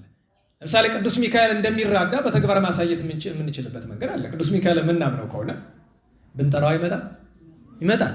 ምልክት ብንጠይቀው ያደርግልናል። በተአምራት የተሞላ እምነት ማለት እኛ መሰረታዊ ጉዳያችን በክርስትና ተአምራት አይደለም። ምን አላችሁ? የኛ የምንመካው በተአምር አይደለም። መሰረታዊ ጉዳያችን ተአምር አይደለም። ነገር ግን እንደ ክርስትና በተአምራት የተሞላ እምነት የለም። ቤትም እምነት ብትሄዱ ትሪክ ካልሆነ በቀር እውነተኛ አማናዊ ተአምራት ዛሬ ቤትም ዓለም ስትሄዱ ከየትም እምነት ታውቃላችሁ። በአንድ ሰባኪ ስብከት ምክንያት ብቻ ከአረቡ ዓለም ወደ 20 ሚሊዮን ሙስሊም እምነቱን ትቶ ወደ ክርስትና እንደመጣ ፋዘር ዘካርያ ቡትሮስ የሚባሉ አባት ታውቃላችሁ። አባ ዘካርያስ ቡትሮስ የሚባሉ በሚሊዮን የሚቆጠር ሰው በሳቸው ምክንያት እና ሌሎችን ጨማምሮ እስከ 20 ሚሊዮን ድረስ የሚሆን ለቋል። ለምን? እውነተኛ አባቶች መስበክ ብቻ ሳይሆን ከስብከታቸው ጋር የእግዚአብሔርንም ኃይል መግለጥ ይችላሉ። ቅዱሳን ሐዋርያት እንደሱ አይደለም? ይሰብካሉ አይደለም? ማስረገጫው ምንድን ነው? ታምራት ያደርጋሉ፣ ድንቅ ስራ ይሰራሉ። ቃዲው ተቆጣው፣ አዘነ። መልስ ቢሰጠኝ ምን አለ? ለምን ይቆጣኛል? ከዚያ ሲመራመር ቆየ። ታሪኩ ረጅም ነው። ለዚህ ጉዳይ መልስ ካላገኘው ቅዱስ ዳዊት ምን ሆኗል? ተዘክሮ እግዚኦ ለዳዊት ወለኩሉ የዋሃቱ አለ ዘከመ መሐለ ለእግዚአብሔር ወበጻለ አምላክ ያዕቆብ ከመ ይበው ውስተ ጽላሎተ ቤትየ ወከመ ያርግ ውስተ አራተ ምስካቤ። ይህንን ሁሉ ቅዱስ ዳዊት የሚለው ምንድን ነው? ለዓይኖቼ ሽፋሽፍት ለጎኖቼ እረፍት አልሰጥም ምን እስካገኝ? ለያዕቆብ አምላክ ማደሪያ እስካገኝ ድረስ። እንባቆም የዛን ጊዜ እንባቆም አይደለም ስሙ፣ ሌላ ነው፣ የእስልምና ስም ነው ያለው። ለዚህ ጥያቄ መልስ ካላገኘው ድንግል ማርያም በድንግልና ጸንሳ አልመሲህ ኢሳ መሲሁን ኢየሱስን ወለደች የሚባሉ መልስ ሳልረዳ ከዚህ በኋላ በሀገር ያልቀመጥም ብሎ በሀገሩ አካባቢ የሚያስረዳው ሰው ቢያጣ ከየመን ወጥቶ ዛሬ ኤርትራ በሚባለው የጥንቱ የኢትዮጵያ ሰሜናዊ ክፍል አድርጎ በ1482 ዓመተ ምህረት ጎልማሳ ሳለ ኢትዮጵያ ውስጥ ገባ። እያያዛችሁ ደህና ዋላችሁ። በ1480ዎቹ መጀመሪያ አጼ እስክንድር የሚባለው የኢትዮጵያ ንጉሠ ነገሥት ነግሰው ሳለ ኢትዮጵያ ውስጥ ገባ። ተሰቃየ። መምህር ፍለጋ ይህን የሚያስረዳው ኢትዮጵያ ውስጥ ገብቶ ብዙ ተሰቃየ። ለ5 ዓመታት ያክል ተሰቃየ። በ6ኛው ዓመት በደብረ ሊባኖስ አበምኔት የነበሩ ጻድቁ አቡነ ማራ ክርስቶስ አረፉና በእርሳቸው ፈንታ አቡነ ጴጥሮስ የሚባሉ ጻድቅ አበምኔት ተተኩ። 10ኛው አበምኔት ማለት ናቸው። እርሳቸው ተተክተው እያሉ በዘመኑ ማን ነበረ? ሁላችን የምናውቃቸው ስማቸው ሲጠራ ደስ የሚለን አቡነ ሀብተ ማርያም ነበሩ። አታውቋቸው? ኧረ ዝም እያሉ እንዴት ዋላችሁ ነው ወይስ ደህና አርፈን ነበረ መጥተህ እየጮክብን ነው ነገሩ? እውነቴን ነው። ቀስ ብሎ የሚያስተምሩ መምህራኔን የለመደ ሰው እኔ መጥቼ ስንጠረጠረበት ስቆጣ ምን ስል ምን ሰው እንዲያውም በቀደም የሆነ ነገር ገጠመንና ምንድን ነው ሲባል የሆኑ ትልቁን ሰው የተራው ሰው ልምከር እያለ ነገሩ ካለቀ በኋላ ምን አልኳቸው? አባቶቻችን ለካ ወደው አይተሩትም አልኩ። ምን ነው አባይ የሚመክርሽ ስታጭ ልምከርት ያለሽ ይላሉ አይደል አባቶቻችን? ሰምታችሁ አታውቁም? ያዟት መናፍቅ ከሃዲ ልምከራችሁ ያላችሁ ቀን ናት እቺ ጥቅስ የምትጠቀስ። እና ደግሞ ለምሳሌ አንድ ሰው ዘፈን ምን ችግር አለው? ኃጢአት ምን ችግር አለው? እንደዚህ ምናምን ብሎ ክፉ ነገር ሊመክራችሁ ከሞከረ ተው ብላችሁ እምቢ ካለ መልሱ ምንድን ነው? በልተው አባቶች ያለ ነገር አልተረቱም። ምን አሉ ካላችሁ የሚመክርሽ ስታጭ ልምከርት ያለሽ ያሉ ያዙት። በደንብ ያስፈልጋል። ግን ደግሞ ደህናው ሰው ሊመክራችሁ ሲል እንዳትሉ። ምክር ያስፈልጋል። ምክር ሰናይት ይላል መጽሐፍ። ለሚፈጽማት ለኩሉ ዘይገብር ለሚፈጽማት ምክር በጎ ነገር ናት። ያደመጣችሁ ነው። ስለዚህ ጻድቁ ማን ነበረው? እዚህ አብረው ከአቡነ ጴጥሮስ ጋር አቡነ ሀብተ ማርያም ነበሩ። ታዲያ በዚያ ወራት የእግዚአብሔር መልአክ ለአቡነ ሀብተ ማርያም ይገለጥና እንደዚህ ያለ ሰው ስለ እመቤታችንና ስለ ጌታችን መረዳት ፈልገው ከየመን ድረስ መጥቶ 5-6 ዓመት ሆኖታል እየተንገላታ። አስተምሩት፣ ይመጣል ደብረ ሊባኖስ ሲደርስ አስገቡና አስተምሩት ብሏቸዋል። አቡነ ዕንባቆም ያኔ ዕንባቆም አይደለም ስማቸው፣ መጥተው የደብረ ሊባኖስን ለመሻገር አጋት የሚባለው ወንዝ አለ። ሲሞላ ጭንቅ ነው። ለመሻገር ጨንቆት እያለ ወደ ሰማይ ሲለምን፣ እንግዲህ የዛን ጊዜ አንዱን አምላክ ነው የሚል ወደ አንዱ አምላክ ሲለምን አንድ ሕፃን ሲጫወት ያለ ታሪኩ ሰፊ ነው። የሕፃን አሻገረው። የሚገርማችሁ በአምሳለ ሕፃን የተገለጠለት ፈልጎት ስለተንገላታ አስቡት። ያን ጊዜ ዕንባቆም እስላም ነው ክርስቲያን እስላም ነው አማኒ ነው። ይሄ አማኒ ነው፣ ግን ሐቅ እውነት ፈልጎ የእርሱን ነገር እሱ በዛ ወቅት በነበረው እምነት አልመሲህ ኢሳ መሲሁ ኢየሱስ ብሎ የሚያስብ የሚጠራውን እውነቱን ለመረዳት ስለመጣ በአምሳለ ሕፃን ተገልጦ ወንዙን አሻገረው። ከዚያ ከደረሰ በኋላ አቡነ ሀብተ ማርያም አቡነ ጴጥሮስ ምን አላቸው? ወንድሜ ከዚህ በፊት መልአከ እግዚአብሔር ነግሮኛል ብዬ የነገርኩ ያ ከውጭ ሀገር የመጣው ያ የመናዊ ስለ ክርስቶስ ስለ ድንግል ማርያም መረዳት የሚፈልገው ከህዝቡ መካከል ደብረ ሊባኖስ ከሰዎች መካከል ተቀምጧልና እባክህ አስጠራዋለሁ። ደቀ መዝሙሩን ጠራና አባታችን አቡነ ጴጥሮስ ሂድና አንድ ፈረንጅ ዘና ይለዋል። ፈረንጅ እንግዲህ ምክንያቱም አስቡት፣ አሁን እዚህ ብዙ ቀይ ሰው አለ አይደለም? ብዙ ቀይ አለ፣ አንዳንድ ጠይም አለ፣ አንዳንድም ትንሽ እንዲያ ያለ አለ። ለእግዚአብሔር ቸርነት ማለት ነው። በነገራችሁ ላይ እንድታውቁት የእኛ ሀቀኛ መልካችን ጠየም ያለው ነው። ሌላው ስንቀላቀል የመጣ ነው እንድታውቁት። ይሄ አሁን ለእናንተ ጠየም ላላችሁት ሞራል ለመስጠት አይደለም። ምክንያቱም ጠይም በመሆናችሁ የጎደለባችሁ ነገር አለ? ንገሩኝ። የእኛ ማህበረሰብ ግን በቀይ ሰው ምን ያህል አይምሮ እንደተቸገረ ጠዋት ግምጃ ቤት ተሳልመን ስንወጣ 2 እናቶች አብረውን በጎን እየሄዱ ባጃጅ ውስጥ አንድ ሕፃን ተቀምጧል እና አባቱ የጣሊያን ክልስ ነው እና በዛ ምክንያት ያው ጣሊያን ክልስ ነው ማለት ብቻ ያለ ነው እና ግን መልክ ቅድም ብያቸዋለሁ፣ መልክ ሰው አለው የለውም አይባልም አይደለም። በሰውኛ መለኪያ ነው የምነግራችሁ። በእግዚአብሔር መለኪያ ወይ በእውነቱ መለኪያ ሳይሆን በሰውኛ መለኪያ እገሌ መልክ አለው የለውም እንለዋል አይደለም። በሰውኛ መልክ አለው የሚባል አይደለም። እነሱ ግን ምኑን የሳባቸው ነጭ መሆኑ ፊቱ ያ ልጅ ሲያምር፣ የሚገርማችሁ እንደዚህ ያለችው እናት ከሱ 10 እጥፍ የገዛ ያዘለችው ልጇ ይሻላል። በሰውኛ መለኪያ ነው። ታዲያ በእግዚአብሔር አለ እና ፈረንጅ ፈልግ እንደዚህ አይነት እንደዚህ መልኩ ፈረንጅ የሆነ ብለው ያ ደቀ መዝሙር ቢዞር አትተመለሰ አለ። እንደዚህ አይነት ሰው የለም ማለት አቡነ ሀብተ ማርያም ጸጋ እግዚአብሔር ስላደረባቸው ብቅ አሉና ያ መሀል ይታያል ራሱ የቆሰለው አሉት። የሚገርማቸው ራሱ የቆሰለ ምን ምክንያት ነው? ሲዞር አናት ሁሉ እንደዚህ በወቅቱ አልቆሰሉ። በረሃብ በጥም በፀሐይ ፊቱ ለምንድን ነው መለየት ያልቻለው? ከመከራው ስቃይ የተነሳ እንኳን ነጭ ሊሆን ማለት ነው እንደኛ እንደ መደበኛቸው እንደ ሀበሻዎቹ እንኳን ትንሽ ቀንበር ያላለ ነው። ጨርሶ ተቆሯል ፊቱ። እሱ ነው አሉት። ይዞት መጣ እጅ ነሳቸው። ጥቂት እያወሩ ስላለ ምን ልታረግ መጣ? ከየት መጣ እያሉ ይጠይቁታል። ነገሩን ነገራቸው። ከነገራቸው በኋላ አቡነ ሀብተ ማርያም መላሉት የኔ ልጅ እስኪ አንድ ነገር ልጠይቅ አሉት። እሺ አባቴ ይጠይቁኝ። ምንድን ነው? ኢትዮጵያ ከመጣ ምን ተማርክ? ምን ሙያ ያስካሉት? የሚገርማችሁ ነገር መልስ እየፈለገ በጎዳና አንድ ሰው አግኝቶ ምን አስተምሮታል? መልክአ ማርያም። አስቡት። ገና እኮ ነው አላመነ አልተጠመቀ፣ ግን ጠዋት ማታ መልክአ ማርያም ይጸልያል እና በቃል ይዘዋል። አዎ እስቲ በለው ብለዋል። ልክ መልኩ የመጀመሪያ ምንድነው አንዳንድ አረፍተ ነገር የሆኑ አንቀጾች አሉት። እንደ መልክዓት ሳይሆን ሲጀምር ያጼ በደ ማርያም ነው። አሁን የምናውቀው ይሄኛው መልክ አይደለም። ከ12 ያክል መልክዓ ማርያሞች አሉ። ከነዛ የታወቁ 9ኞቹ አሉ። ከ9ኙ መካከል በመደረስ ሁለተኛው መልክ ይሄ ነው። ወይም አሁን ከምናውቀው ለኔታ ጥቆማ እንዲሆን ያው ሊቃውንት በቤተ ጉባኤ ያለውን ነገር ሁሉ ያውቃሉ። ግን ታሪክ ግን ለማጥናት ጭንቅ ነው። በቤተ ጉባኤ ታሪክ አልገኝ እያለች ያው ይሄ ብንሸፋፍነው አይሆንም። መልክዓ ማርያምን ማን የደረሰ ሲባል መልስ የሚሰጣችሁ ሰው አታገኙ።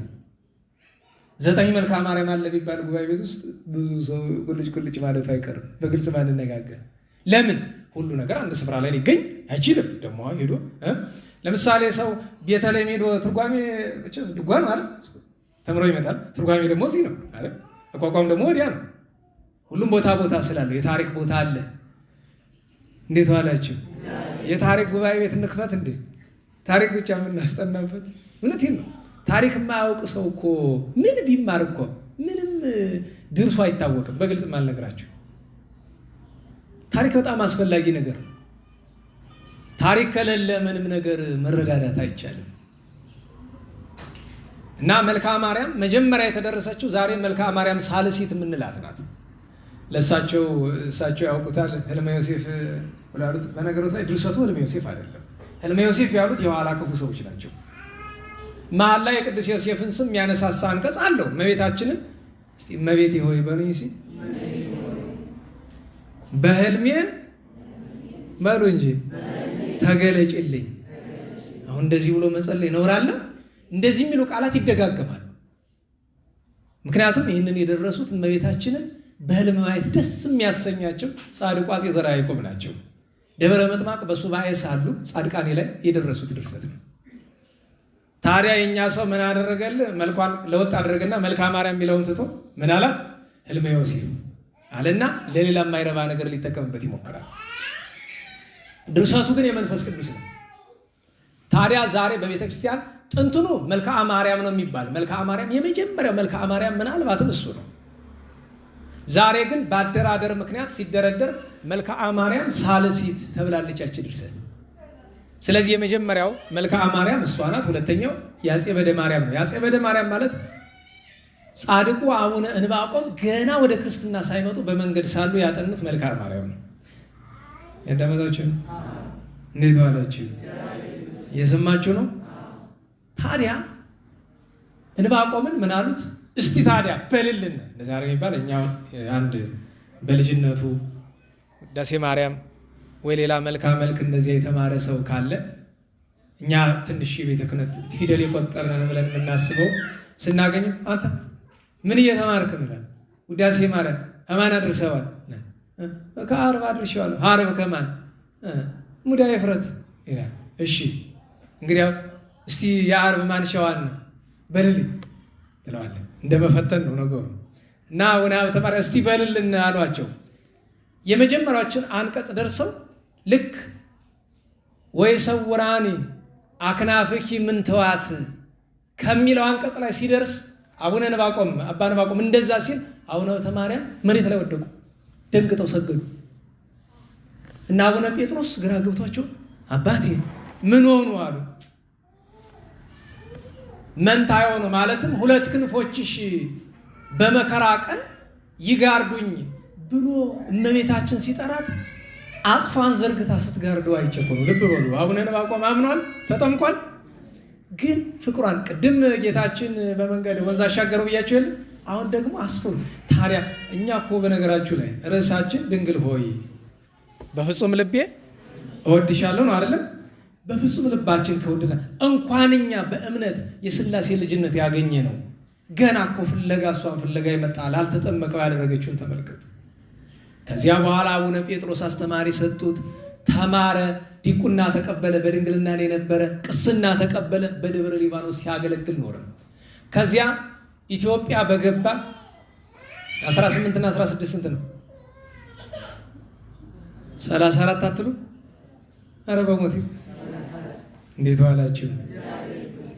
18 እና 16 ኢትዮጵያ በገባ በ34 ዓመቱ በተጠመቀ በ29ኛ ዓመቱ የደብረ ሊባኖስ የታላቁ ገዳማችን የደብረ ሊባኖስ አበምኔት ወይም እጨጌ ሆኖ ተሾመ። ለ3 ዓመት አገለገለ።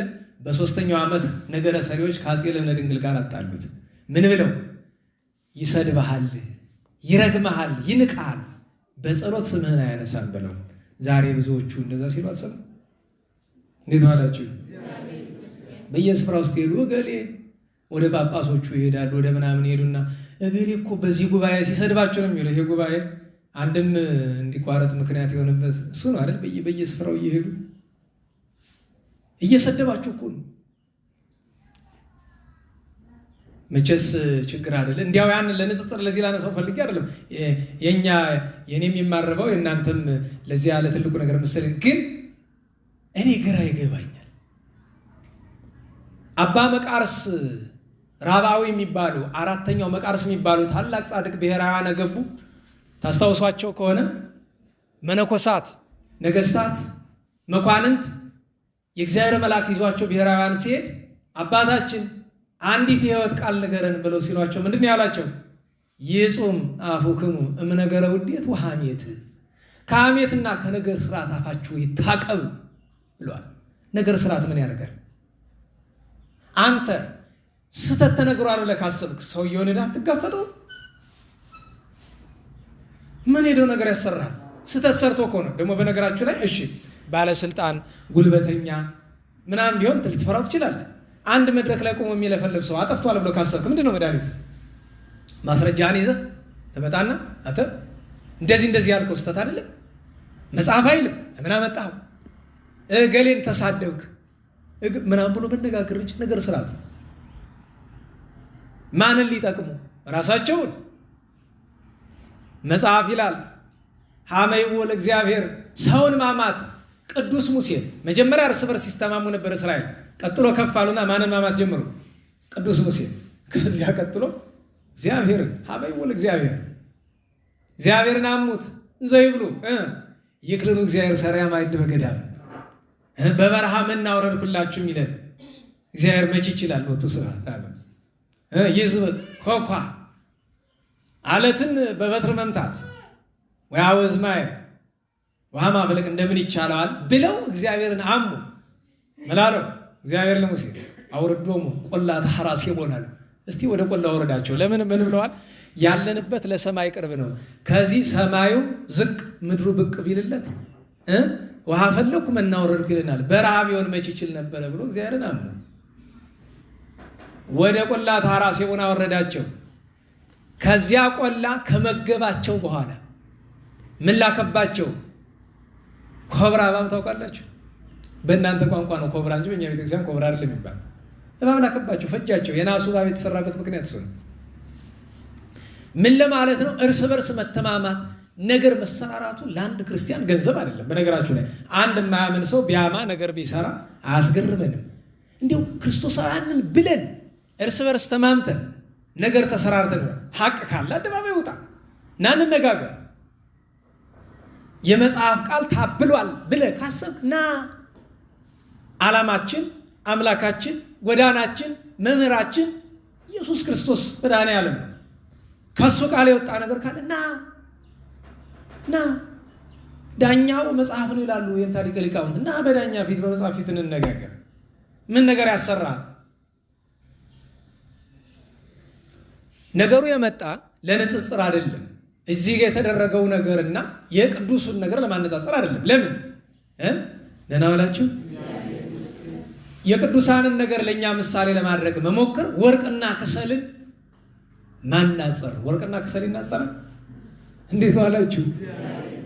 እንዲሁ ለንጽጽር እንኳን ለምሳሌ ወርቅና ብርን መቼስ ባይመጣጠኑም የሆነ ነገር አላቸው አይደል? ወርቅና ከሰል ማናጸር እኮ ነው። የቅዱሳንን ነገር ለኛ ምሳሌ አንጠቅሰው ከነሱ ትምህርት ለመውሰድ ያክል ብቻ። ነገረ ሰሪዶ እንደዚህ ሲያጣለው አፄ ልብነ ድንግል ጻድቅ ነው፣ ደግ ሰው ነው። ግን በዚህ ነገር ተሳሳተ። ጠርቶ አባታችንን ፍትሐ ነገሥት አስገልጦ ዳኞችን ባለወንበሮችን አሰብስቦ እንዲህ አድርጓል መስክሩበት ብሎ በሐሰት ተመስክሮበት ፍርድ ይፈረድ ሲባል በወቅቱ የነበሩ ሊቃውንት እንግዲህ ታሉ ሊቃውንት ተሉሳቸው ናቸው። ሊቃውንት ሁሉ ሊቃውንት ጥሩ ነው ማለት አይደለም። ደግሞ ይሄ ነው እንግዲህ ብዙ ሰው የሚያስቀይሙ። አያችሁ፣ መነኩሴ ውስጥ ነኩት፣ መነኩሴ ወደ ብቻው ይቀየማል አይደል? ንገሩኝ። ሊቅ ስትሉ ደግሞ የተማረ ይከፋዋል። ሰባኪ ስትሉ ሰባኪ ይከፋዋል። ጳጳስ ስትሉ ጳጳስ ይከፋዋል። ሁሉ ምን አለ? እንደዚያ ሆሊውድ እንዳለው አክተር አለ አይደል? አትንኩኝ የሚባል አክተር አትንኩኝ ሆነ ሁሉ።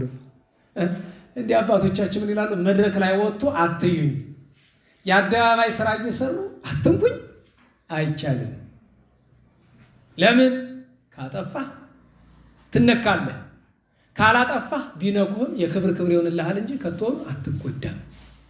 እሱን ማወቅ ያስፈልገናል። በሐሰት ተመስክሮበት በወቅቱ የነበሩ ሊቃውንት ምን ፈረዱ? ይሙት፣ በቃ ይገደል። ሞት ተፈረደበት አባታችን ዕንባቆም። ያን ጊዜ መንፈስ ቅዱስ ያደረባቸው 2 ሴቶች ተነሱ። ሴቶች እህቶቻችን ስራ መስራት፣ ሰው የሚገደል ሰው ማትረፍ እንኳን የምትችሉበት እድል አለ እኮ። እነዚያ 2 ሴቶች ማን ይባላሉ? አንዲቱ ሮማነ ወርቅ፣ ቅድስት ሮማነ ወርቅ ምንላት በኋላ፣ ሁለተኛዋ ወለተ ቀለምሲስ ምትባል። ሁለቱም የጻድቁ ንጉሥ የልብነ ድንግል በዚያ ወቅት የተሳሳተው እህቶች ናቸው። የአፄ ናኦድ ልጅ ናቸው። የማዕረግ ልብሳቸውን አክሊላቸውን ጥለው ማቅ ለብሰው አመድ በራሳቸው ነስንሰው በንጉሱ ፊት ወደቁ። እባክህ አትግደለው ይህን ቅዱስ ሰው፣ ተው እባክህ፣ በሀገር በወገን በቤተክርስቲያን ላይ ዕዳ እንዳታመጣ እንዳትገለው እባክህ ብለው እያለቀሱ እየወደቁ እየተነሱ ለመኑት። የእህቶቹን ልመና ሰምተው አፄ ልብነ ድንግል በቃ እንግዲያው ስደት ይሰደድ ተብሎ ስደት ተፈረደባቸው። እየደበደቡ ወስደው ከገበያ መካከል ደማቸውን ሲያፈሱት እየገረፏቸው የአቡነ ዕንባቆም ደም ሲፈስ የፈሰሰውን ደማቸውን በአባ አፍንጫቸው እንደዚህ አቁተው ወደ ላይ ቢወረውሩት በዛው ቀረ፣ አልተመለሰም። ደህና ዋላችሁ። ምንም ነገር ፈሳሽም ቢሆን እርጥብ ነገር ወደ ላይ ቢወረውሩት ይመለሳል አይደል? ሄደ በዛው። ይሄ ነገር በተደረገ በወራት ልዩነት ማን መጣ? ግራኝ አህመድ እምሽክ አድርጎ አጠፋው አገሩ።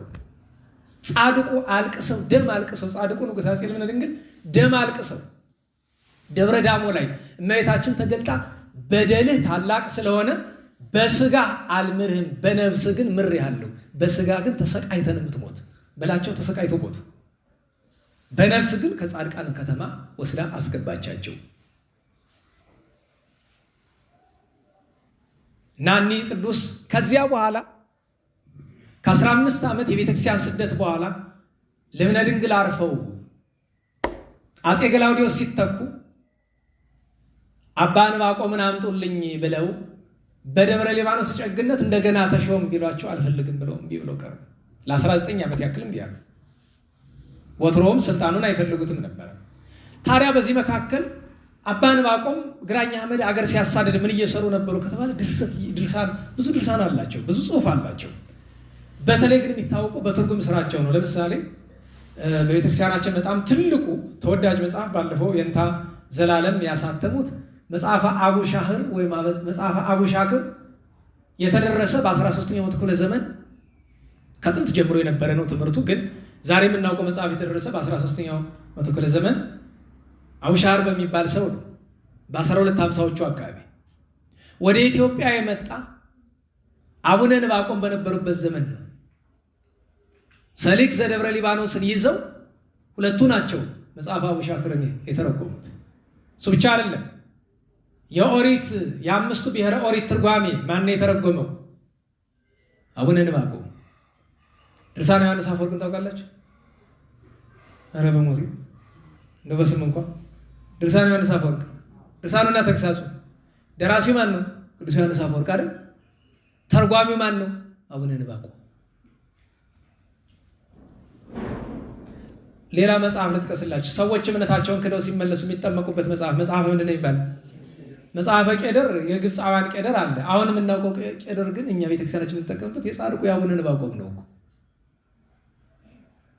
በጣም ብዙ ድርሰቶች አሏቸው፣ ትርጓሚያት አሏቸው። በነገራችሁ ላይ ገናና ክብራቸውን ማወቅ ከፈለጋችሁ ብዙ ጊዜ ኢትዮጵያውያን ቅዱሳን አሁን በምናውቀው ስንክሳር ውስጥ ጥቂት ናቸው አይደለም? የእሳቸውን ስም ብሎ ነው የሚጠራው የዛሬ ስንክሳር። አብ ክቡር ይላል። ክቡር አባት ሰባኪ ሃይማኖት፣ ሃይማኖትን የሚሰብክ በዓለ ዝክር ሰናይ በጎ ስም አጠራር ያለው አለና አምሳሊሆሙ ለሐዋርያት አለ።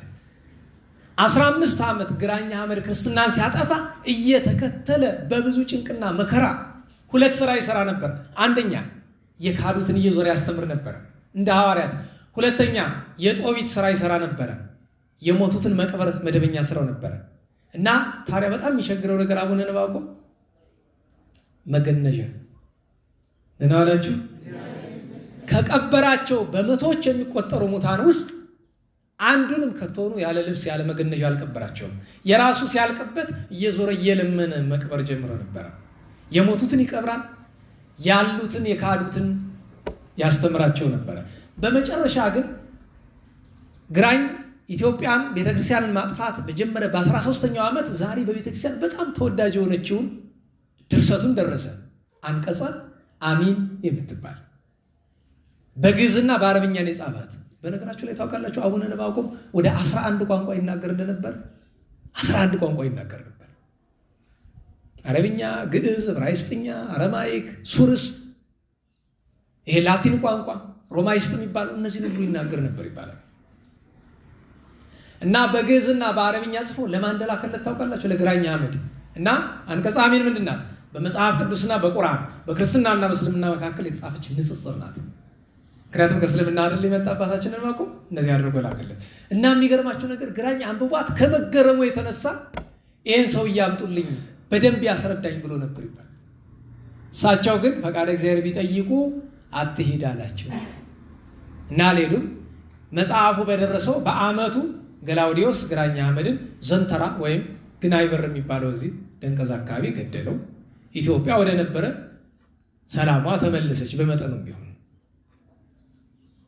ከዚያ በኋላ አፄ ገላውዲዮስ 19 ዓመት ነግሶ በ1552 ዓመተ ምህረት ሊሄድ ሲል ከሱ ጋር አብሮ የነበረው የደብረ ሊባኖስ ጨጌ የነበረው ጻድቁና ሰማዕቱ አቡነ ዮሐንስ መጥቶ አባቴ ወይ ባርከኝ ብሎ ሲል ልጄ ዮሐንስ አለው። አቤት ወዴት እየሄዳችሁ ነው? ከንጉሥ ጋር ወዲያ እየሄድን ነው።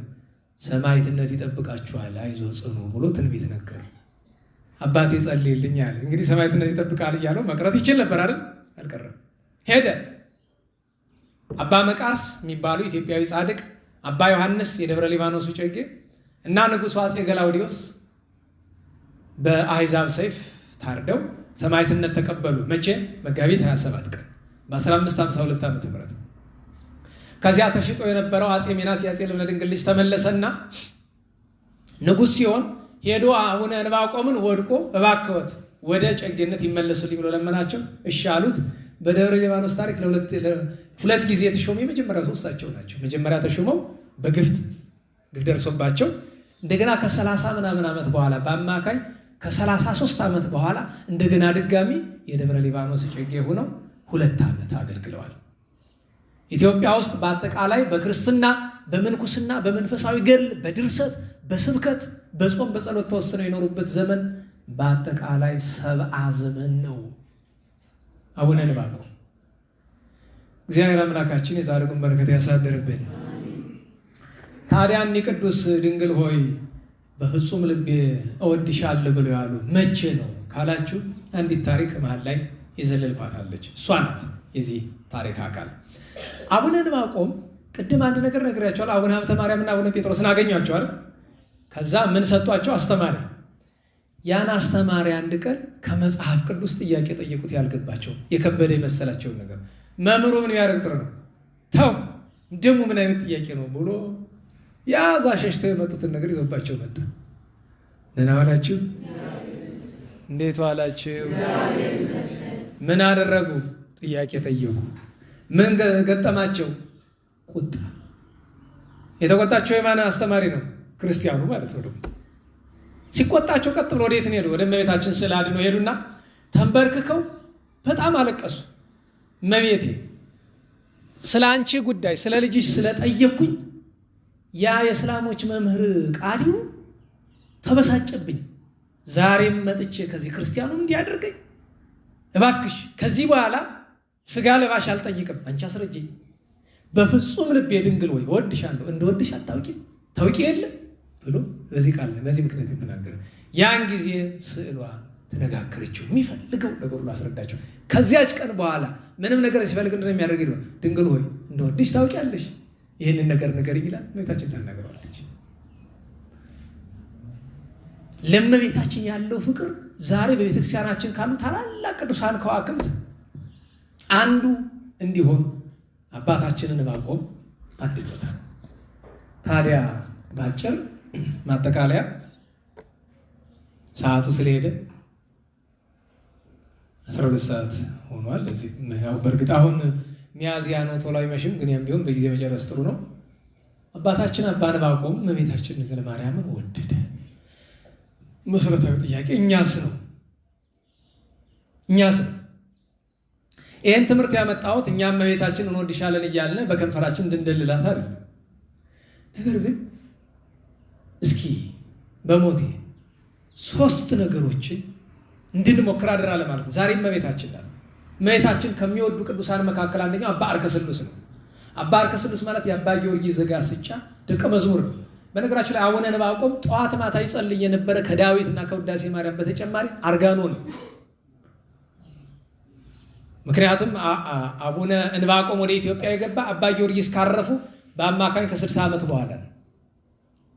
እና አባ አርከስሉስ በአርኬ ድርሰቱ ዛሬ ላይ ያለው የስንክሳር አርኬ አይታችሁት ምን ይላል? ሰላም እብል እንዘ እሁ ብጻ፣ አድናቆት፣ ምስጋና፣ ክብር ለአንቺ እያቀረብኩ እንዲህ ላለው ለድንግልና ኪክልየ በሁለት ወገን ድንግል ለመሆንሽ በሁለት ወገን ላለሽ ድንግልና እንተ ውስጡ አፋ፣ እሱም በአፋ በውስጥ ነው ድንግልናሽ፣ በሐሳብሽም በህሊናሽም በስጋሽም ድንግል ለመሆንሽ ምስጋና አቀርባለሁ። ማርያም እግዝእት አለ። ድንግል ማርያም ሆይ አንቺ እመቤት ነሽ። ምንድን ነሽ? አቤት! በነገራችሁ ላይ ቀዝቃዛ ሰው ለዓለሙ ደስ ይላል፣ ለእግዚአብሔር ፍቅር ግን ቀዝቃዛ ሰው ደስ አይልም። እመቤት ነሽ ለማለት ምንድነው ልባችሁን የጎተተው? ምንድን ነሽ አላት? እንተ ወለድኪ እግዚአ፣ ደግሞ ጌታ ወልደሻል አላት አለና ይከውን ዜና ዝክርኪ አለ ለመበዝን ተሰማ። ያንቺ ጣዕመ ዜና፣ ያንቺ ክብር፣ ያንቺ ገናናነት በጆሮ ሲሰማ አለ። ሲሰማ በጆሮ ገብቶ አለ ለአማውት ማየ፣ ለተቃጠለ አንጀት የሚያረሰርስ ውሃ፣ ወላይ ጽምት ቅባ፣ ለደረቀ አጥንት ደግሞ ቅብ ይሆናል። መቀን የሚባል አታውቅም? አጥንት ውስጥ እሱ ከሌለ መራመድ እንችላለን? አንችልም። በዚያ ቅብ ነው አጥንታችን የሚንቀሳቀስ። ያው እንደዚህ ነው የፍቅሯ መገለጫ። የመጀመሪያው እንድናደርገው የሚያስፈልገው ነገር እመቤታችንን የመውደድ መገለጫው በራሱ ለመውደድ መፈለግ ነው። አንድ ሰው ባለፈው ምን አለኝ? እመቤታችንን ለመውደድ ምን ላድርግ ፍቅሯ እንዲያድርብኝ አለ። የመጀመሪያውን መስመር ይዘዋል። መፈለግ ነው መጀመሪያው ነገር። እናውላችሁ ምኞት ብለን አላለቅድም? ፍላጎት። የመጀመሪያው ነገር ፍላጎት ነው። ብቻውን ግን በቂ አይደለም። ፍላጎት አንደኛው መፈለግ፣ እመቤታችንን ለመውደድ፣ ጌታችንን ለመውደድ፣ ቅዱሳንን ለመውደድ፣ ቤተክርስቲያንን ለመውደድ፣ ባልንጀራን ለመውደድ መፈለግ፣ ፍላጎት መፈለግ። ከዚያ ቀጥሎ ምን ማድረግ እችላለሁ ብለን እናስብ። ፍቅሯን ለማብዛት ፍቅሯን ለመግለጥ እንዲያደርብን ምንድን ነው ማድረግ የምንችለው? 2 ነገር ነገራቸዋለሁ። አንደኛ ለስሟ ክብር መስጠት፣ ስሟን ማክበር። አሁን ትናንትና በቀደም የሆነ ነገር አድርግ ሊለኛ አንድ ሰው እንደ ደግሞ በእግዚአብሔር በማርያም እንዳልልህ ደግሞ ብሎክ ታደርገኛለህ ብለዋል። በደንብ ነው እንጂ ብሎክ ነው የማድርገው። በእግዚአብሔር በማርያም ብትለኛው ለምን በከንቱ ትጠራለህ? የምትፈልገውን ነገር ዝም ብለህ አትጠይቅም? ችግር እኮ ነው። እንዲሁም የአንድ ሰው ደብዳቤ እያየሁኝ አንዱ ጎረምሳ ለአንዲቱ ሴት የጻፈው እና ዲያቆን ነው አሉ ያልኩኝ ግራ ገብቶኝ ነው። እንዴት ዲያቆን ሊሆን ቻለ ብዬ ነው። እና ደብዳቤው ምን ይላል? ላግባሽ፣ እሺ በይኝ፣ እሺ በእግዚአብሔር ይዤሻለሁ፣ በማርያም በሚካኤል በምናምን ይላል፣ አግቢኝ። መጨረሻ ምን እንደሚል ታውቃለች? እምቢ ካልሽኝ እታነቃለሁ። አሁን አስቡት። አሁን ምን ሆኖ ዲያቆን በሞት ደህና ዋላችሁ። እንዲሁ አሁን እስኪ እንዲያስቡት መጥቶ አግቢኝ፣ በእግዚአብሔር ይዤሻለሁ አግቢኝ ይላል።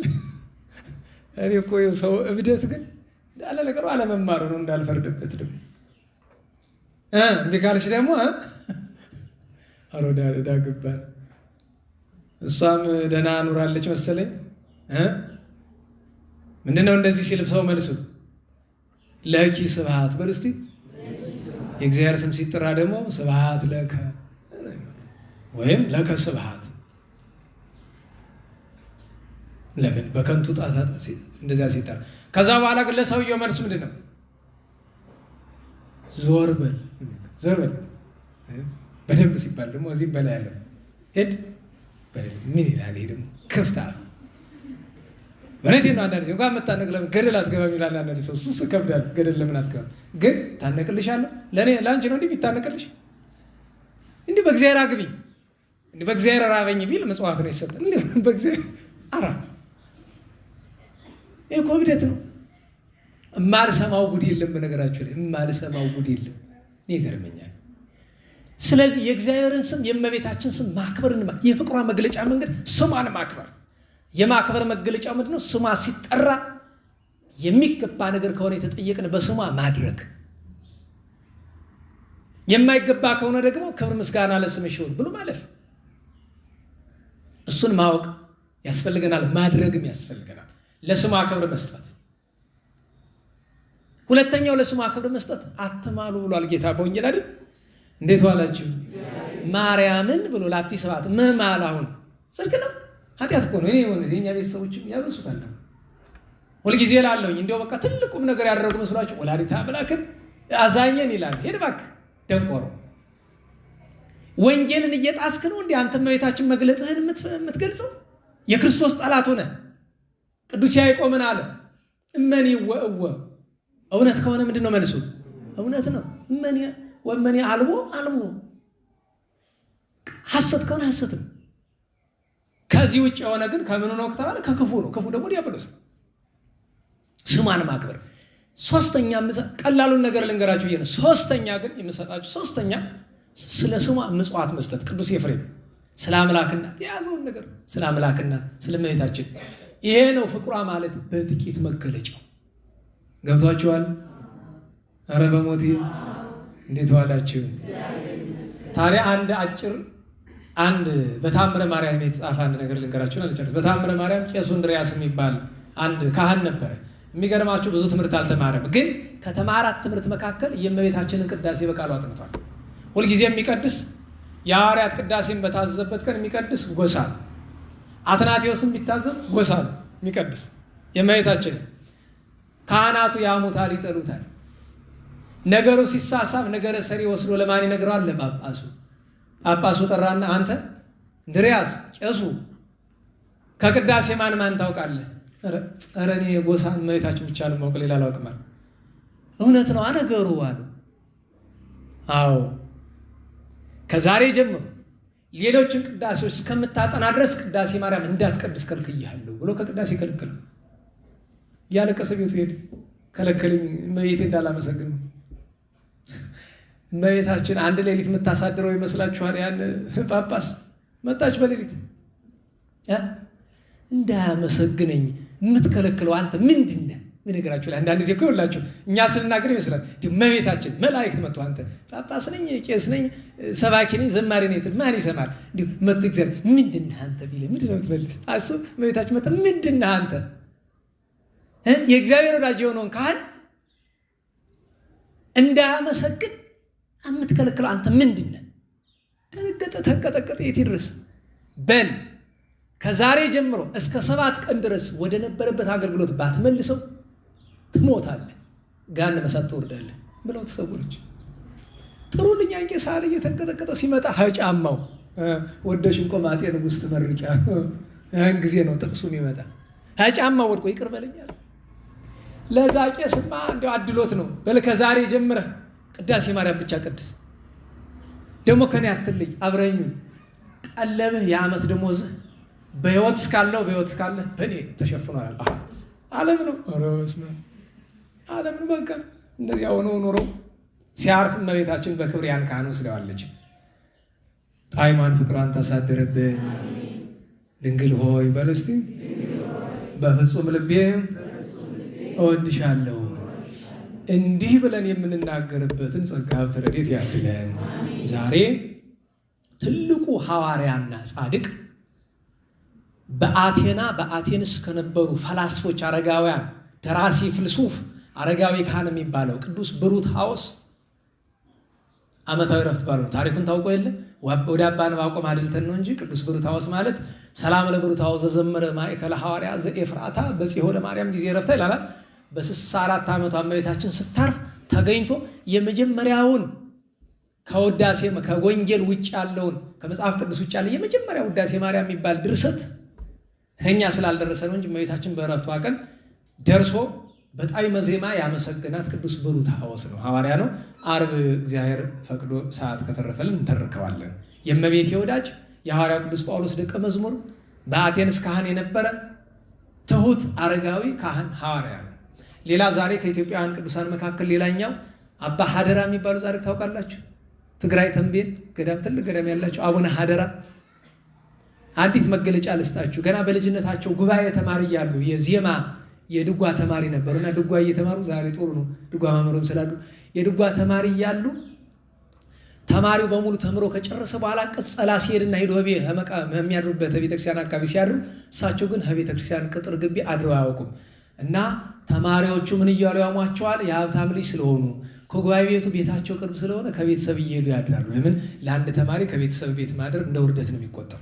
ያሰንፋል ስለሚባል ማለት ነው። ያሰንፋል ስለሚባል እንደዚያ ነው የሚቆጠር። እና ያንን ድጓ ያንን ዜማ እየተማሩ ወደዚህ ሆኑ እንጂ የምታውቋቸው ናቸው እኮ ነታዋላችሁ አዲስ ሰው አይደለም። ማክበሩ ጥሩ እያለ ግን እንደዚህ ያፈጣል ሰው ምን ነታዋላችሁ። እና እቺ ነገር ስትሳሳብ ነገር ስርዓት ቅድም ብያችሁ ያለን ነገረ ሰሪ ሄዶ ለማን ይናገራል? ለድጓ መምህሩ ለዜማ መምህሩ ይነግራቸዋል። አረ እንዲህ እያደረገ ሰነፈለውት ይላቸዋል። እሳቸው ደግሞ እስቲ ልከታተለው ብለው ይሉና አንድ ቀን ወንበር ሲፈታ ተከትለው ይሄዳሉ። ሄዶ ከቤቱ አይደለም የት ቢገባ ጥሩ ነው ትልቅ ባህር ውስጥ ልክ ሲገባበት ባህሩ እንደ መብረቅ ማብለጭለጭ ጀመረ። ሌሊቱን በሙሉ ሰጥቦ ሲጸልይ አድሮ ልክ እሱ ሲወጣ ባህሩ ተመልሶ እንደነበረው ሆነ። ጉባኤ ላይ አለቀሱ። ተማሪያቸውን ከበተኑ በኋላ ቆየኝ አደራ አንተ ቆየኝ አሉ። ከእግሩ ወደቁ። ይቅር በለኝ አሉት። ኧረ አባቴ ምን በድለውኝ ብለን እኔ ያውቃለሁ የበደልኩት ዝም ብለህ ይቅር በለኝ አለ። እግዚአብሔር ይቅር ይበለን አላቸው። ኋላስ ቢሰማ ለካ ይተውታል። ክብሬ ከተገለጠ ምን አደርጋለሁ ብሎ ጠፍቶ ሄደ። እዚያ በኋላ ከሚታወቁ ኢትዮጵያውያን ታላላቅ ቅዱሳን በሰሜን ኢትዮጵያ ክፍል ከነበሩት መካከል አንዱ አባታችን አባ ሀደራ ነው። እግዚአብሔር በረከቱን ያሳድርብን። ነገ ከብዙ በዓላት መካከል አቡነ ተክለ ሃይማኖት ዓመታዊ በዓላቸው ነው። ነገር በ22 ሚያዝያ 22 ከሚቀርበን የአባታችን ተክለ ሃይማኖት ቤተክርስቲያን መሳለም ይገባል ነው። ከዚህ በላይ ብዙ ላቆያቸው አይገባም። የትምህርታችን ርዕስ ድንግል ሆይ በፍጹም ልቤ እወድሻለሁ፣ ጣዕመ ፍቅሯን ማዛ ፍቅሯን ጣዕመ ውዳሴዋን ታሳድርብን። ስማቸውን ከጠራን ካልጠራን ቅዱሳን ጸጋ በረከት ያሳድርብን። ለምስጋና እንነሳ።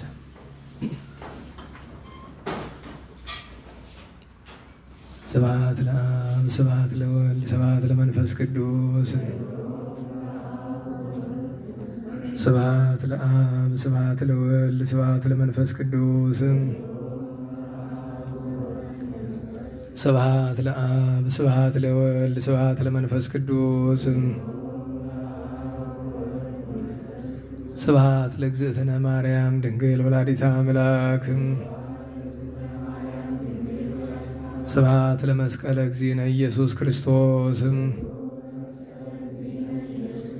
ክርስቶስ በምሕረቱ ይዘከረነ መዳግም ምጽአቱ እያስተሐፍረነ ለሰቦተ ስሙ ያንቃሃነ ወበአምልኮቱ ያጽናአነ እግዝእትነ ማርያም አይርጊ ጸሎተነ ወአስተስርይ ኩሎ ኃጢአተነ ቅድመ መንበሩ ለእግዚእነ ለዛብልዐነ ዘንተ ህብስተ ወለዘአስተየነ ዘንተ ጽዋዐ ወለዘሰርዐ ለነ ሲሳየነ ወአራዘነ ወለዘተአገሰ ለነ ኩሎ ኃጢአተነ ወለዘወሃበነ ሥጋሁ ቅዱሰ ወደሞ ክቡረ ወለዘአብጽሐነ እስከ ዛቲ ሰዓት እስመ ለዓለም ምሕረቱ ወአምሮቱ ስብሐተ ወአኮቴተ እግዚአብሔር ልዑል ወለወላዲቱ ድንግል ወለመስቀሉ ክቡር ተሐኮቶ ይሰብሐ ስሙ ለእግዚአብሔር ወትረ በኩሉ ጊዜ ወኩሉ ሰዓት ስብሐት ለአብ ወወልድ ወመንፈስ ቅዱስ ይእዜኒ ወዘልፈኒ ወለዓለመ ዓለም አሜን። አውሎጉሶን በእንተ አብ ወወልድ ወመንፈስ ቅዱስ አቀበት ለወጡ ቁልቁለት ለወረዱ እርጥብለት የሰባቸው ደረቅ ለነደደባቸው ለረዱ ለተራዱ ለዘከሩ ላዘከሩ ስመ እግዚአብሔር ስመ ማርያም ድንግል ስመ ቅዱሳን ለጠሩ እግዚአብሔር አስበ ቅዱሳን ይሰብልህን። ጸሎተ እግዝእትነ ማርያም እንበል። ሰላም ለኪ ዘንሰግድ ለኪ ማርያም ምን እናስተበባል ማርያና የተማይጸነብኪ በእንታና ምኪ ያቂማውኪ ማህበረን ይሁን ድንግል ባረኪ።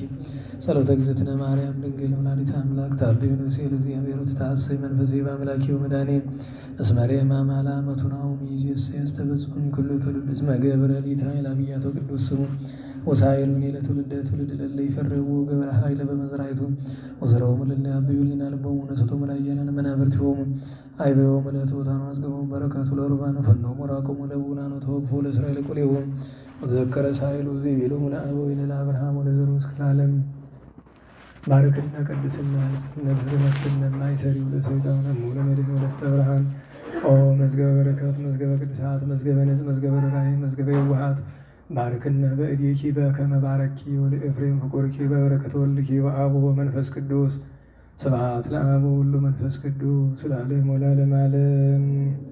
እንደ ቸርነት አቤቱ ማረን፣ አቤቱ ማረን እንደ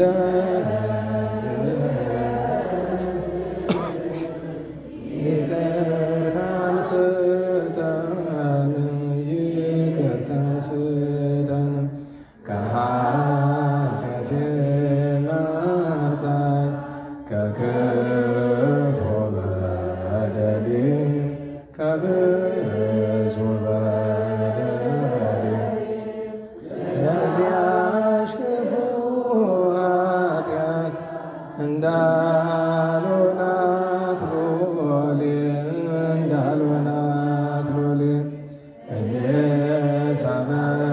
እኔሳበሳየን በደልን ሳውቀው ክፋትን ሳውቀው ከቶ የሚያድነኝ ቸርነት ነው፣ በጎነት ነው። አንተን ብቻ በደልሁ ክፉ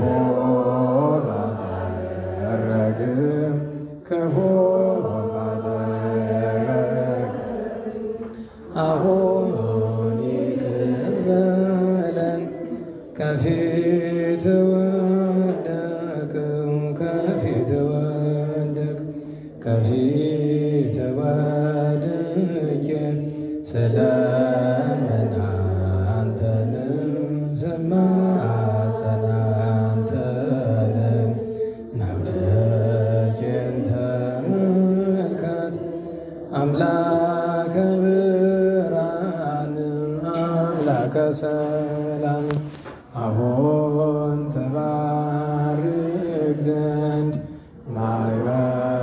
ማኅበራችንን ጸሎታችንን ጌታ ሆይ ላክልን መንፈስ ቅዱስን ድንግል ማርያምን አሁን ትጠብቅ ዘንድ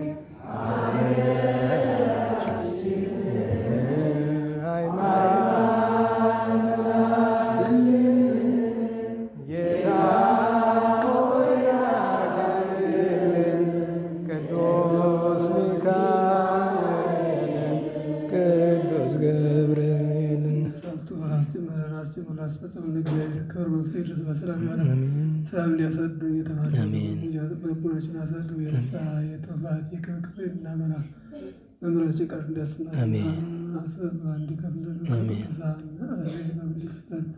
እመቤታችን ጣዕሟ ፍቅሯን እንድታሳርብን አባታችን ሆይ በሰማያት የምትኖር ስምህ ይቀደስ፣ መንግሥትህ ትምጣ፣ ፈቃድህ በሰማይ እንደሆነች እንዲሁም በምድር ትሁን። የዕለት ምግባችንን ስጠን ዛሬ፣ በደላችንን ይቅር በለን እኛም የበደሉንን ይቅር እንደምንል። አቤቱ ወደ ፈተና አታግባን ከክፉ ሁሉ አድነን እንጂ መንግሥት ያንተ ናትና ኃይል፣ ክብር፣ ምስጋና ለዘላለሙ አሜን። እመቤታችን ቅድስት ድንግል ማርያም ሆይ በመልአኩ በቅዱስ ገብርኤል ሰላምታ ሰላም እንልሻለን። በሐሳብሽ ድንግል ነሽ፣ በሥጋሽም ድንግል ነሽ። የአሸናፊ እግዚአብሔር እናቱ ሰላምታ ለአንቺ ይገባሻል። ከሴቶች ሁሉ ተለይተሽ አንቺ ቡርክት ነሽ፣ የማኅፀንሽ ፍሬ ቡሩክ ነው። ጸጋን የተመላሽ ቅድስት ሆይ ደስ ይበልሽ፣ ልዑል እግዚአብሔር ከአንቺ ጋር ነውና ከተወደደ ልጅሽ ከጌታችን ከመድኃኒታችን ከኢየሱስ ክርስቶስ ይቅርታና ምሕረት ለምኝልን ኃጢአታችንን ያስተሰርይልን ዘላለሙ አሜን።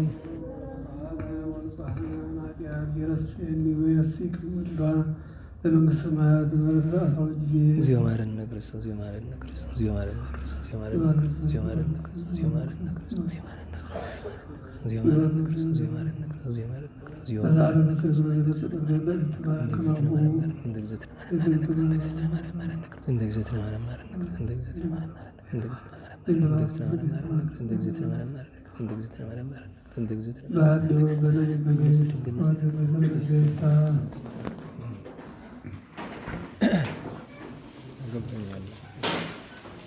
ስለነበረን ጊዜ ቅዱስ እግዚአብሔር አምላካችን ስሙ የተመሰገነ ይሁን። ለየኔታ እግዚአብሔር ቃለ ሕይወት ቃለ በረከት ያሰማልን። የሰባቱ ቀን ቅዱሳን ያውዛኛው ስናገር ስለለመድኩኝ ነው። ዛሬ ስንት ቀን ነው? 21 ከ15 ወዲህ ነው አይደለ መነገር ያለበት። ሚያዝያ 15 ቀን ምን ነበረ በዓል? ፍንጭ ስጡኝ። እዚያ በኋላ እንኳን አይደለም። ሚያዝያ 15 አስታውሱ እንጂ እዚያኛው ጉባኤ አልተነጋገርም። እሺ፣ ቅዱስ ዮሐንስ መጥምቁ አንደኛ፣ ሁለተኛ ሐዋርያው ቅዱስ አጋቦስ፣ ሶስተኛ እናታችን ቅድስት ለእስክንድርያ፣ አራተኛ አባታችን አባ ቡላ አቡነ አቢብ፣ አምስተኛ ታላቁ ሊቅ ቅዱስ ኒቆላዎስ ከሰለስቱ ምዕት አንዱ ነው። በ16 አባ ሚካኤል ገዳማዊ ነበር። ሚያዝያ 16 አይደለም፣ ቅዱስ በሚካኤልማ የመጋቢት ነው። ቅዱስ አባታችን የበአርማ ኤጲስቆጶስ ቅዱስ አንቲቦስ እና እናታችን ቅድስት ወለተ ጴጥሮስ የሬማዋ ኢትዮጵያዊቷ ልደቷ ነበረ። በ17 ሚያዝያ 17 ሐዋርያው ቅዱስ ያዕቆብ ወልደ ዘብዴዎስ ቅድስት ማርያም ባውፍልያ ዓመታዊ በዓላቸው ነበረ። በ18 ሚያዝያ 18 ቅዱስ አባታችን አባ ቡላ በድጋሚ ቅዱስ ሚካኤል ከሞት ያስነሳበት የሰማዕትነት መታሰቢያቸው ነው። ቅዱስ አውሳቢዮስ አለ። አባ ጴጥሮስም ዓመታዊ በዓሉ ነበረ። ሰማዕታተ ጠርሴስ ነው። በ19 ታላቁ ቅዱስ አባ በብኑዳ ጻድቁ ሳይሆን በብኑዳ ሰማዕቱ ዓመታዊ በዓላቸው ነው። ቅዱስ ባሲቅ የሚባል ግሩም እስቲ አርብ ከቻልን እንትርካለን። ቅዱስ ባሲቅ የሚባል የፋርስ የአሁኗ ኢራን ሰማዕት ነው። እንደዚሁም በግብፅ ከተሰዉ ቅዱሳን ሰማዕታት መካከል አባ አብርሃም፣ አባ ዳዊት እና አባ ዮሐንስ የሚባሉ 3 ቅዱሳን ሰማዕታት የዛን ቀን ዓመታዊ በዓላቸው ነው። በ19 አይደል በ20 ነው እንጂ በ19 ቅዱስ በብኑዳ ብለናል አይደል? ቅዱስ አይደለም። በ19ማ ቅዱስ ስምዖን ዘአርማንያ ቅዱስ ስምዖን ዘአርማንያ እና ቀደም ሲል የጠቀስኩላችሁ ቅዱሳን በ20 ቅዱስ በብኑዳ እነ ቅዱስ ቄርሎስ ዓመታዊ በዓላቸው በ20 ያው በዚያ በኢንተርኔቱ አስተምሬያለሁ እንጂ የእንታ ጥበቡ ከቅዱሳን ጋር ክብር ያላቸው ናቸው።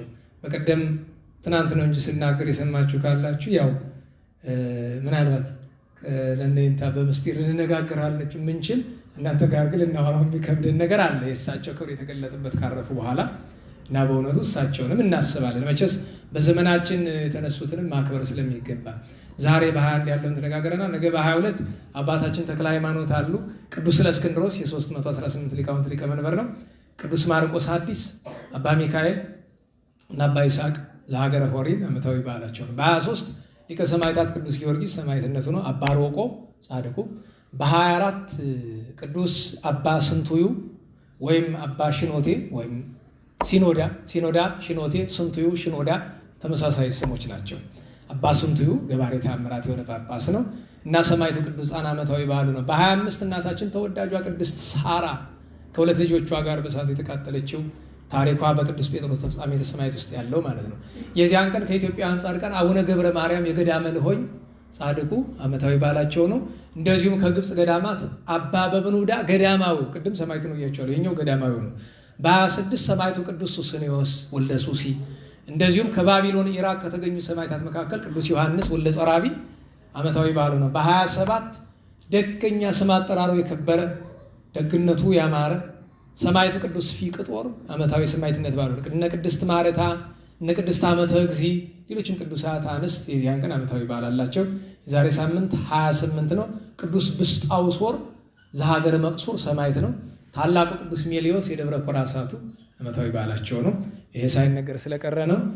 እንግዲህ ያው ሊቃውንቱ እንመርቃለን ድጋሚ ያው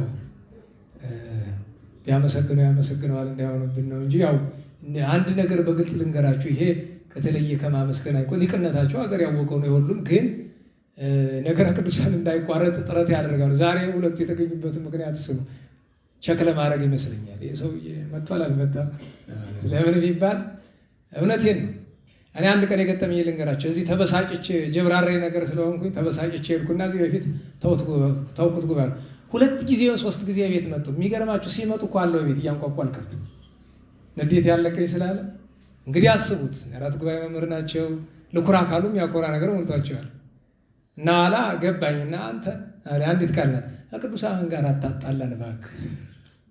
ለምን ያው አናደውኝ እንደተውኩ ያው እሳቸው ባይሆኑም አናዳጁ ግን ከመጣ አይለቅም። በደረቅ አበሳ ይባላል። እውነቴን ነው። የቅዱሳንን ፍቅራቸውንም ጠባቸውንም ማወቅ ጥሩ ነው እና እድሜ ጤና ይስጥልን ለመምህራን አባቶቻችን አስጀምሮ ያስፈጸመን በሰላም ቸሩ መድኃኔዓለም እንቅፋት ሳይመታን እሾህ ሳይወጋን ኃጢአት ሳይሰለጥንብን በደልም ሳይገዛን የብርሃን መላእክት በፊት በኋላ በቀኝ በግራ እየጠበቁን ለጊዜ ወደየቤታችን ለፍጻሜው ተስፋ ወደምናደርጋት መንግሥተ ሰማያት ከተከፈተች ገነት ከተነጠፈች ዕረፍት ከአባቶቻችን ርስት ሁላችን በሰላም ያደርሰን። ስብሐት ለእግዚአብሔር ልዑል ወለወላዲቱ ድንግል ወለመስቀሉ ክቡር ዕፀ ሣህል አሜን።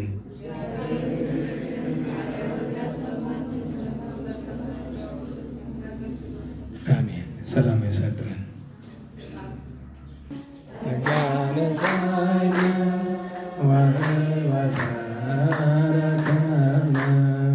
በኃይለ መስቀሉ ለኢየሱስ ክርስቶስ በኃይለ መስቀሉ ለኢየሱስ ክርስቶስ በኃይለ መስቀሉ ኪያከ እግዚኦ ነአኩት ወንሴብሐከ እግዚአብሔር ኪያከ እግዚኦ ነአኩት ወንሴብሐከ እግዚአብሔር። ቸሩ መድኃኔዓለም ሰላም ያሳድረን።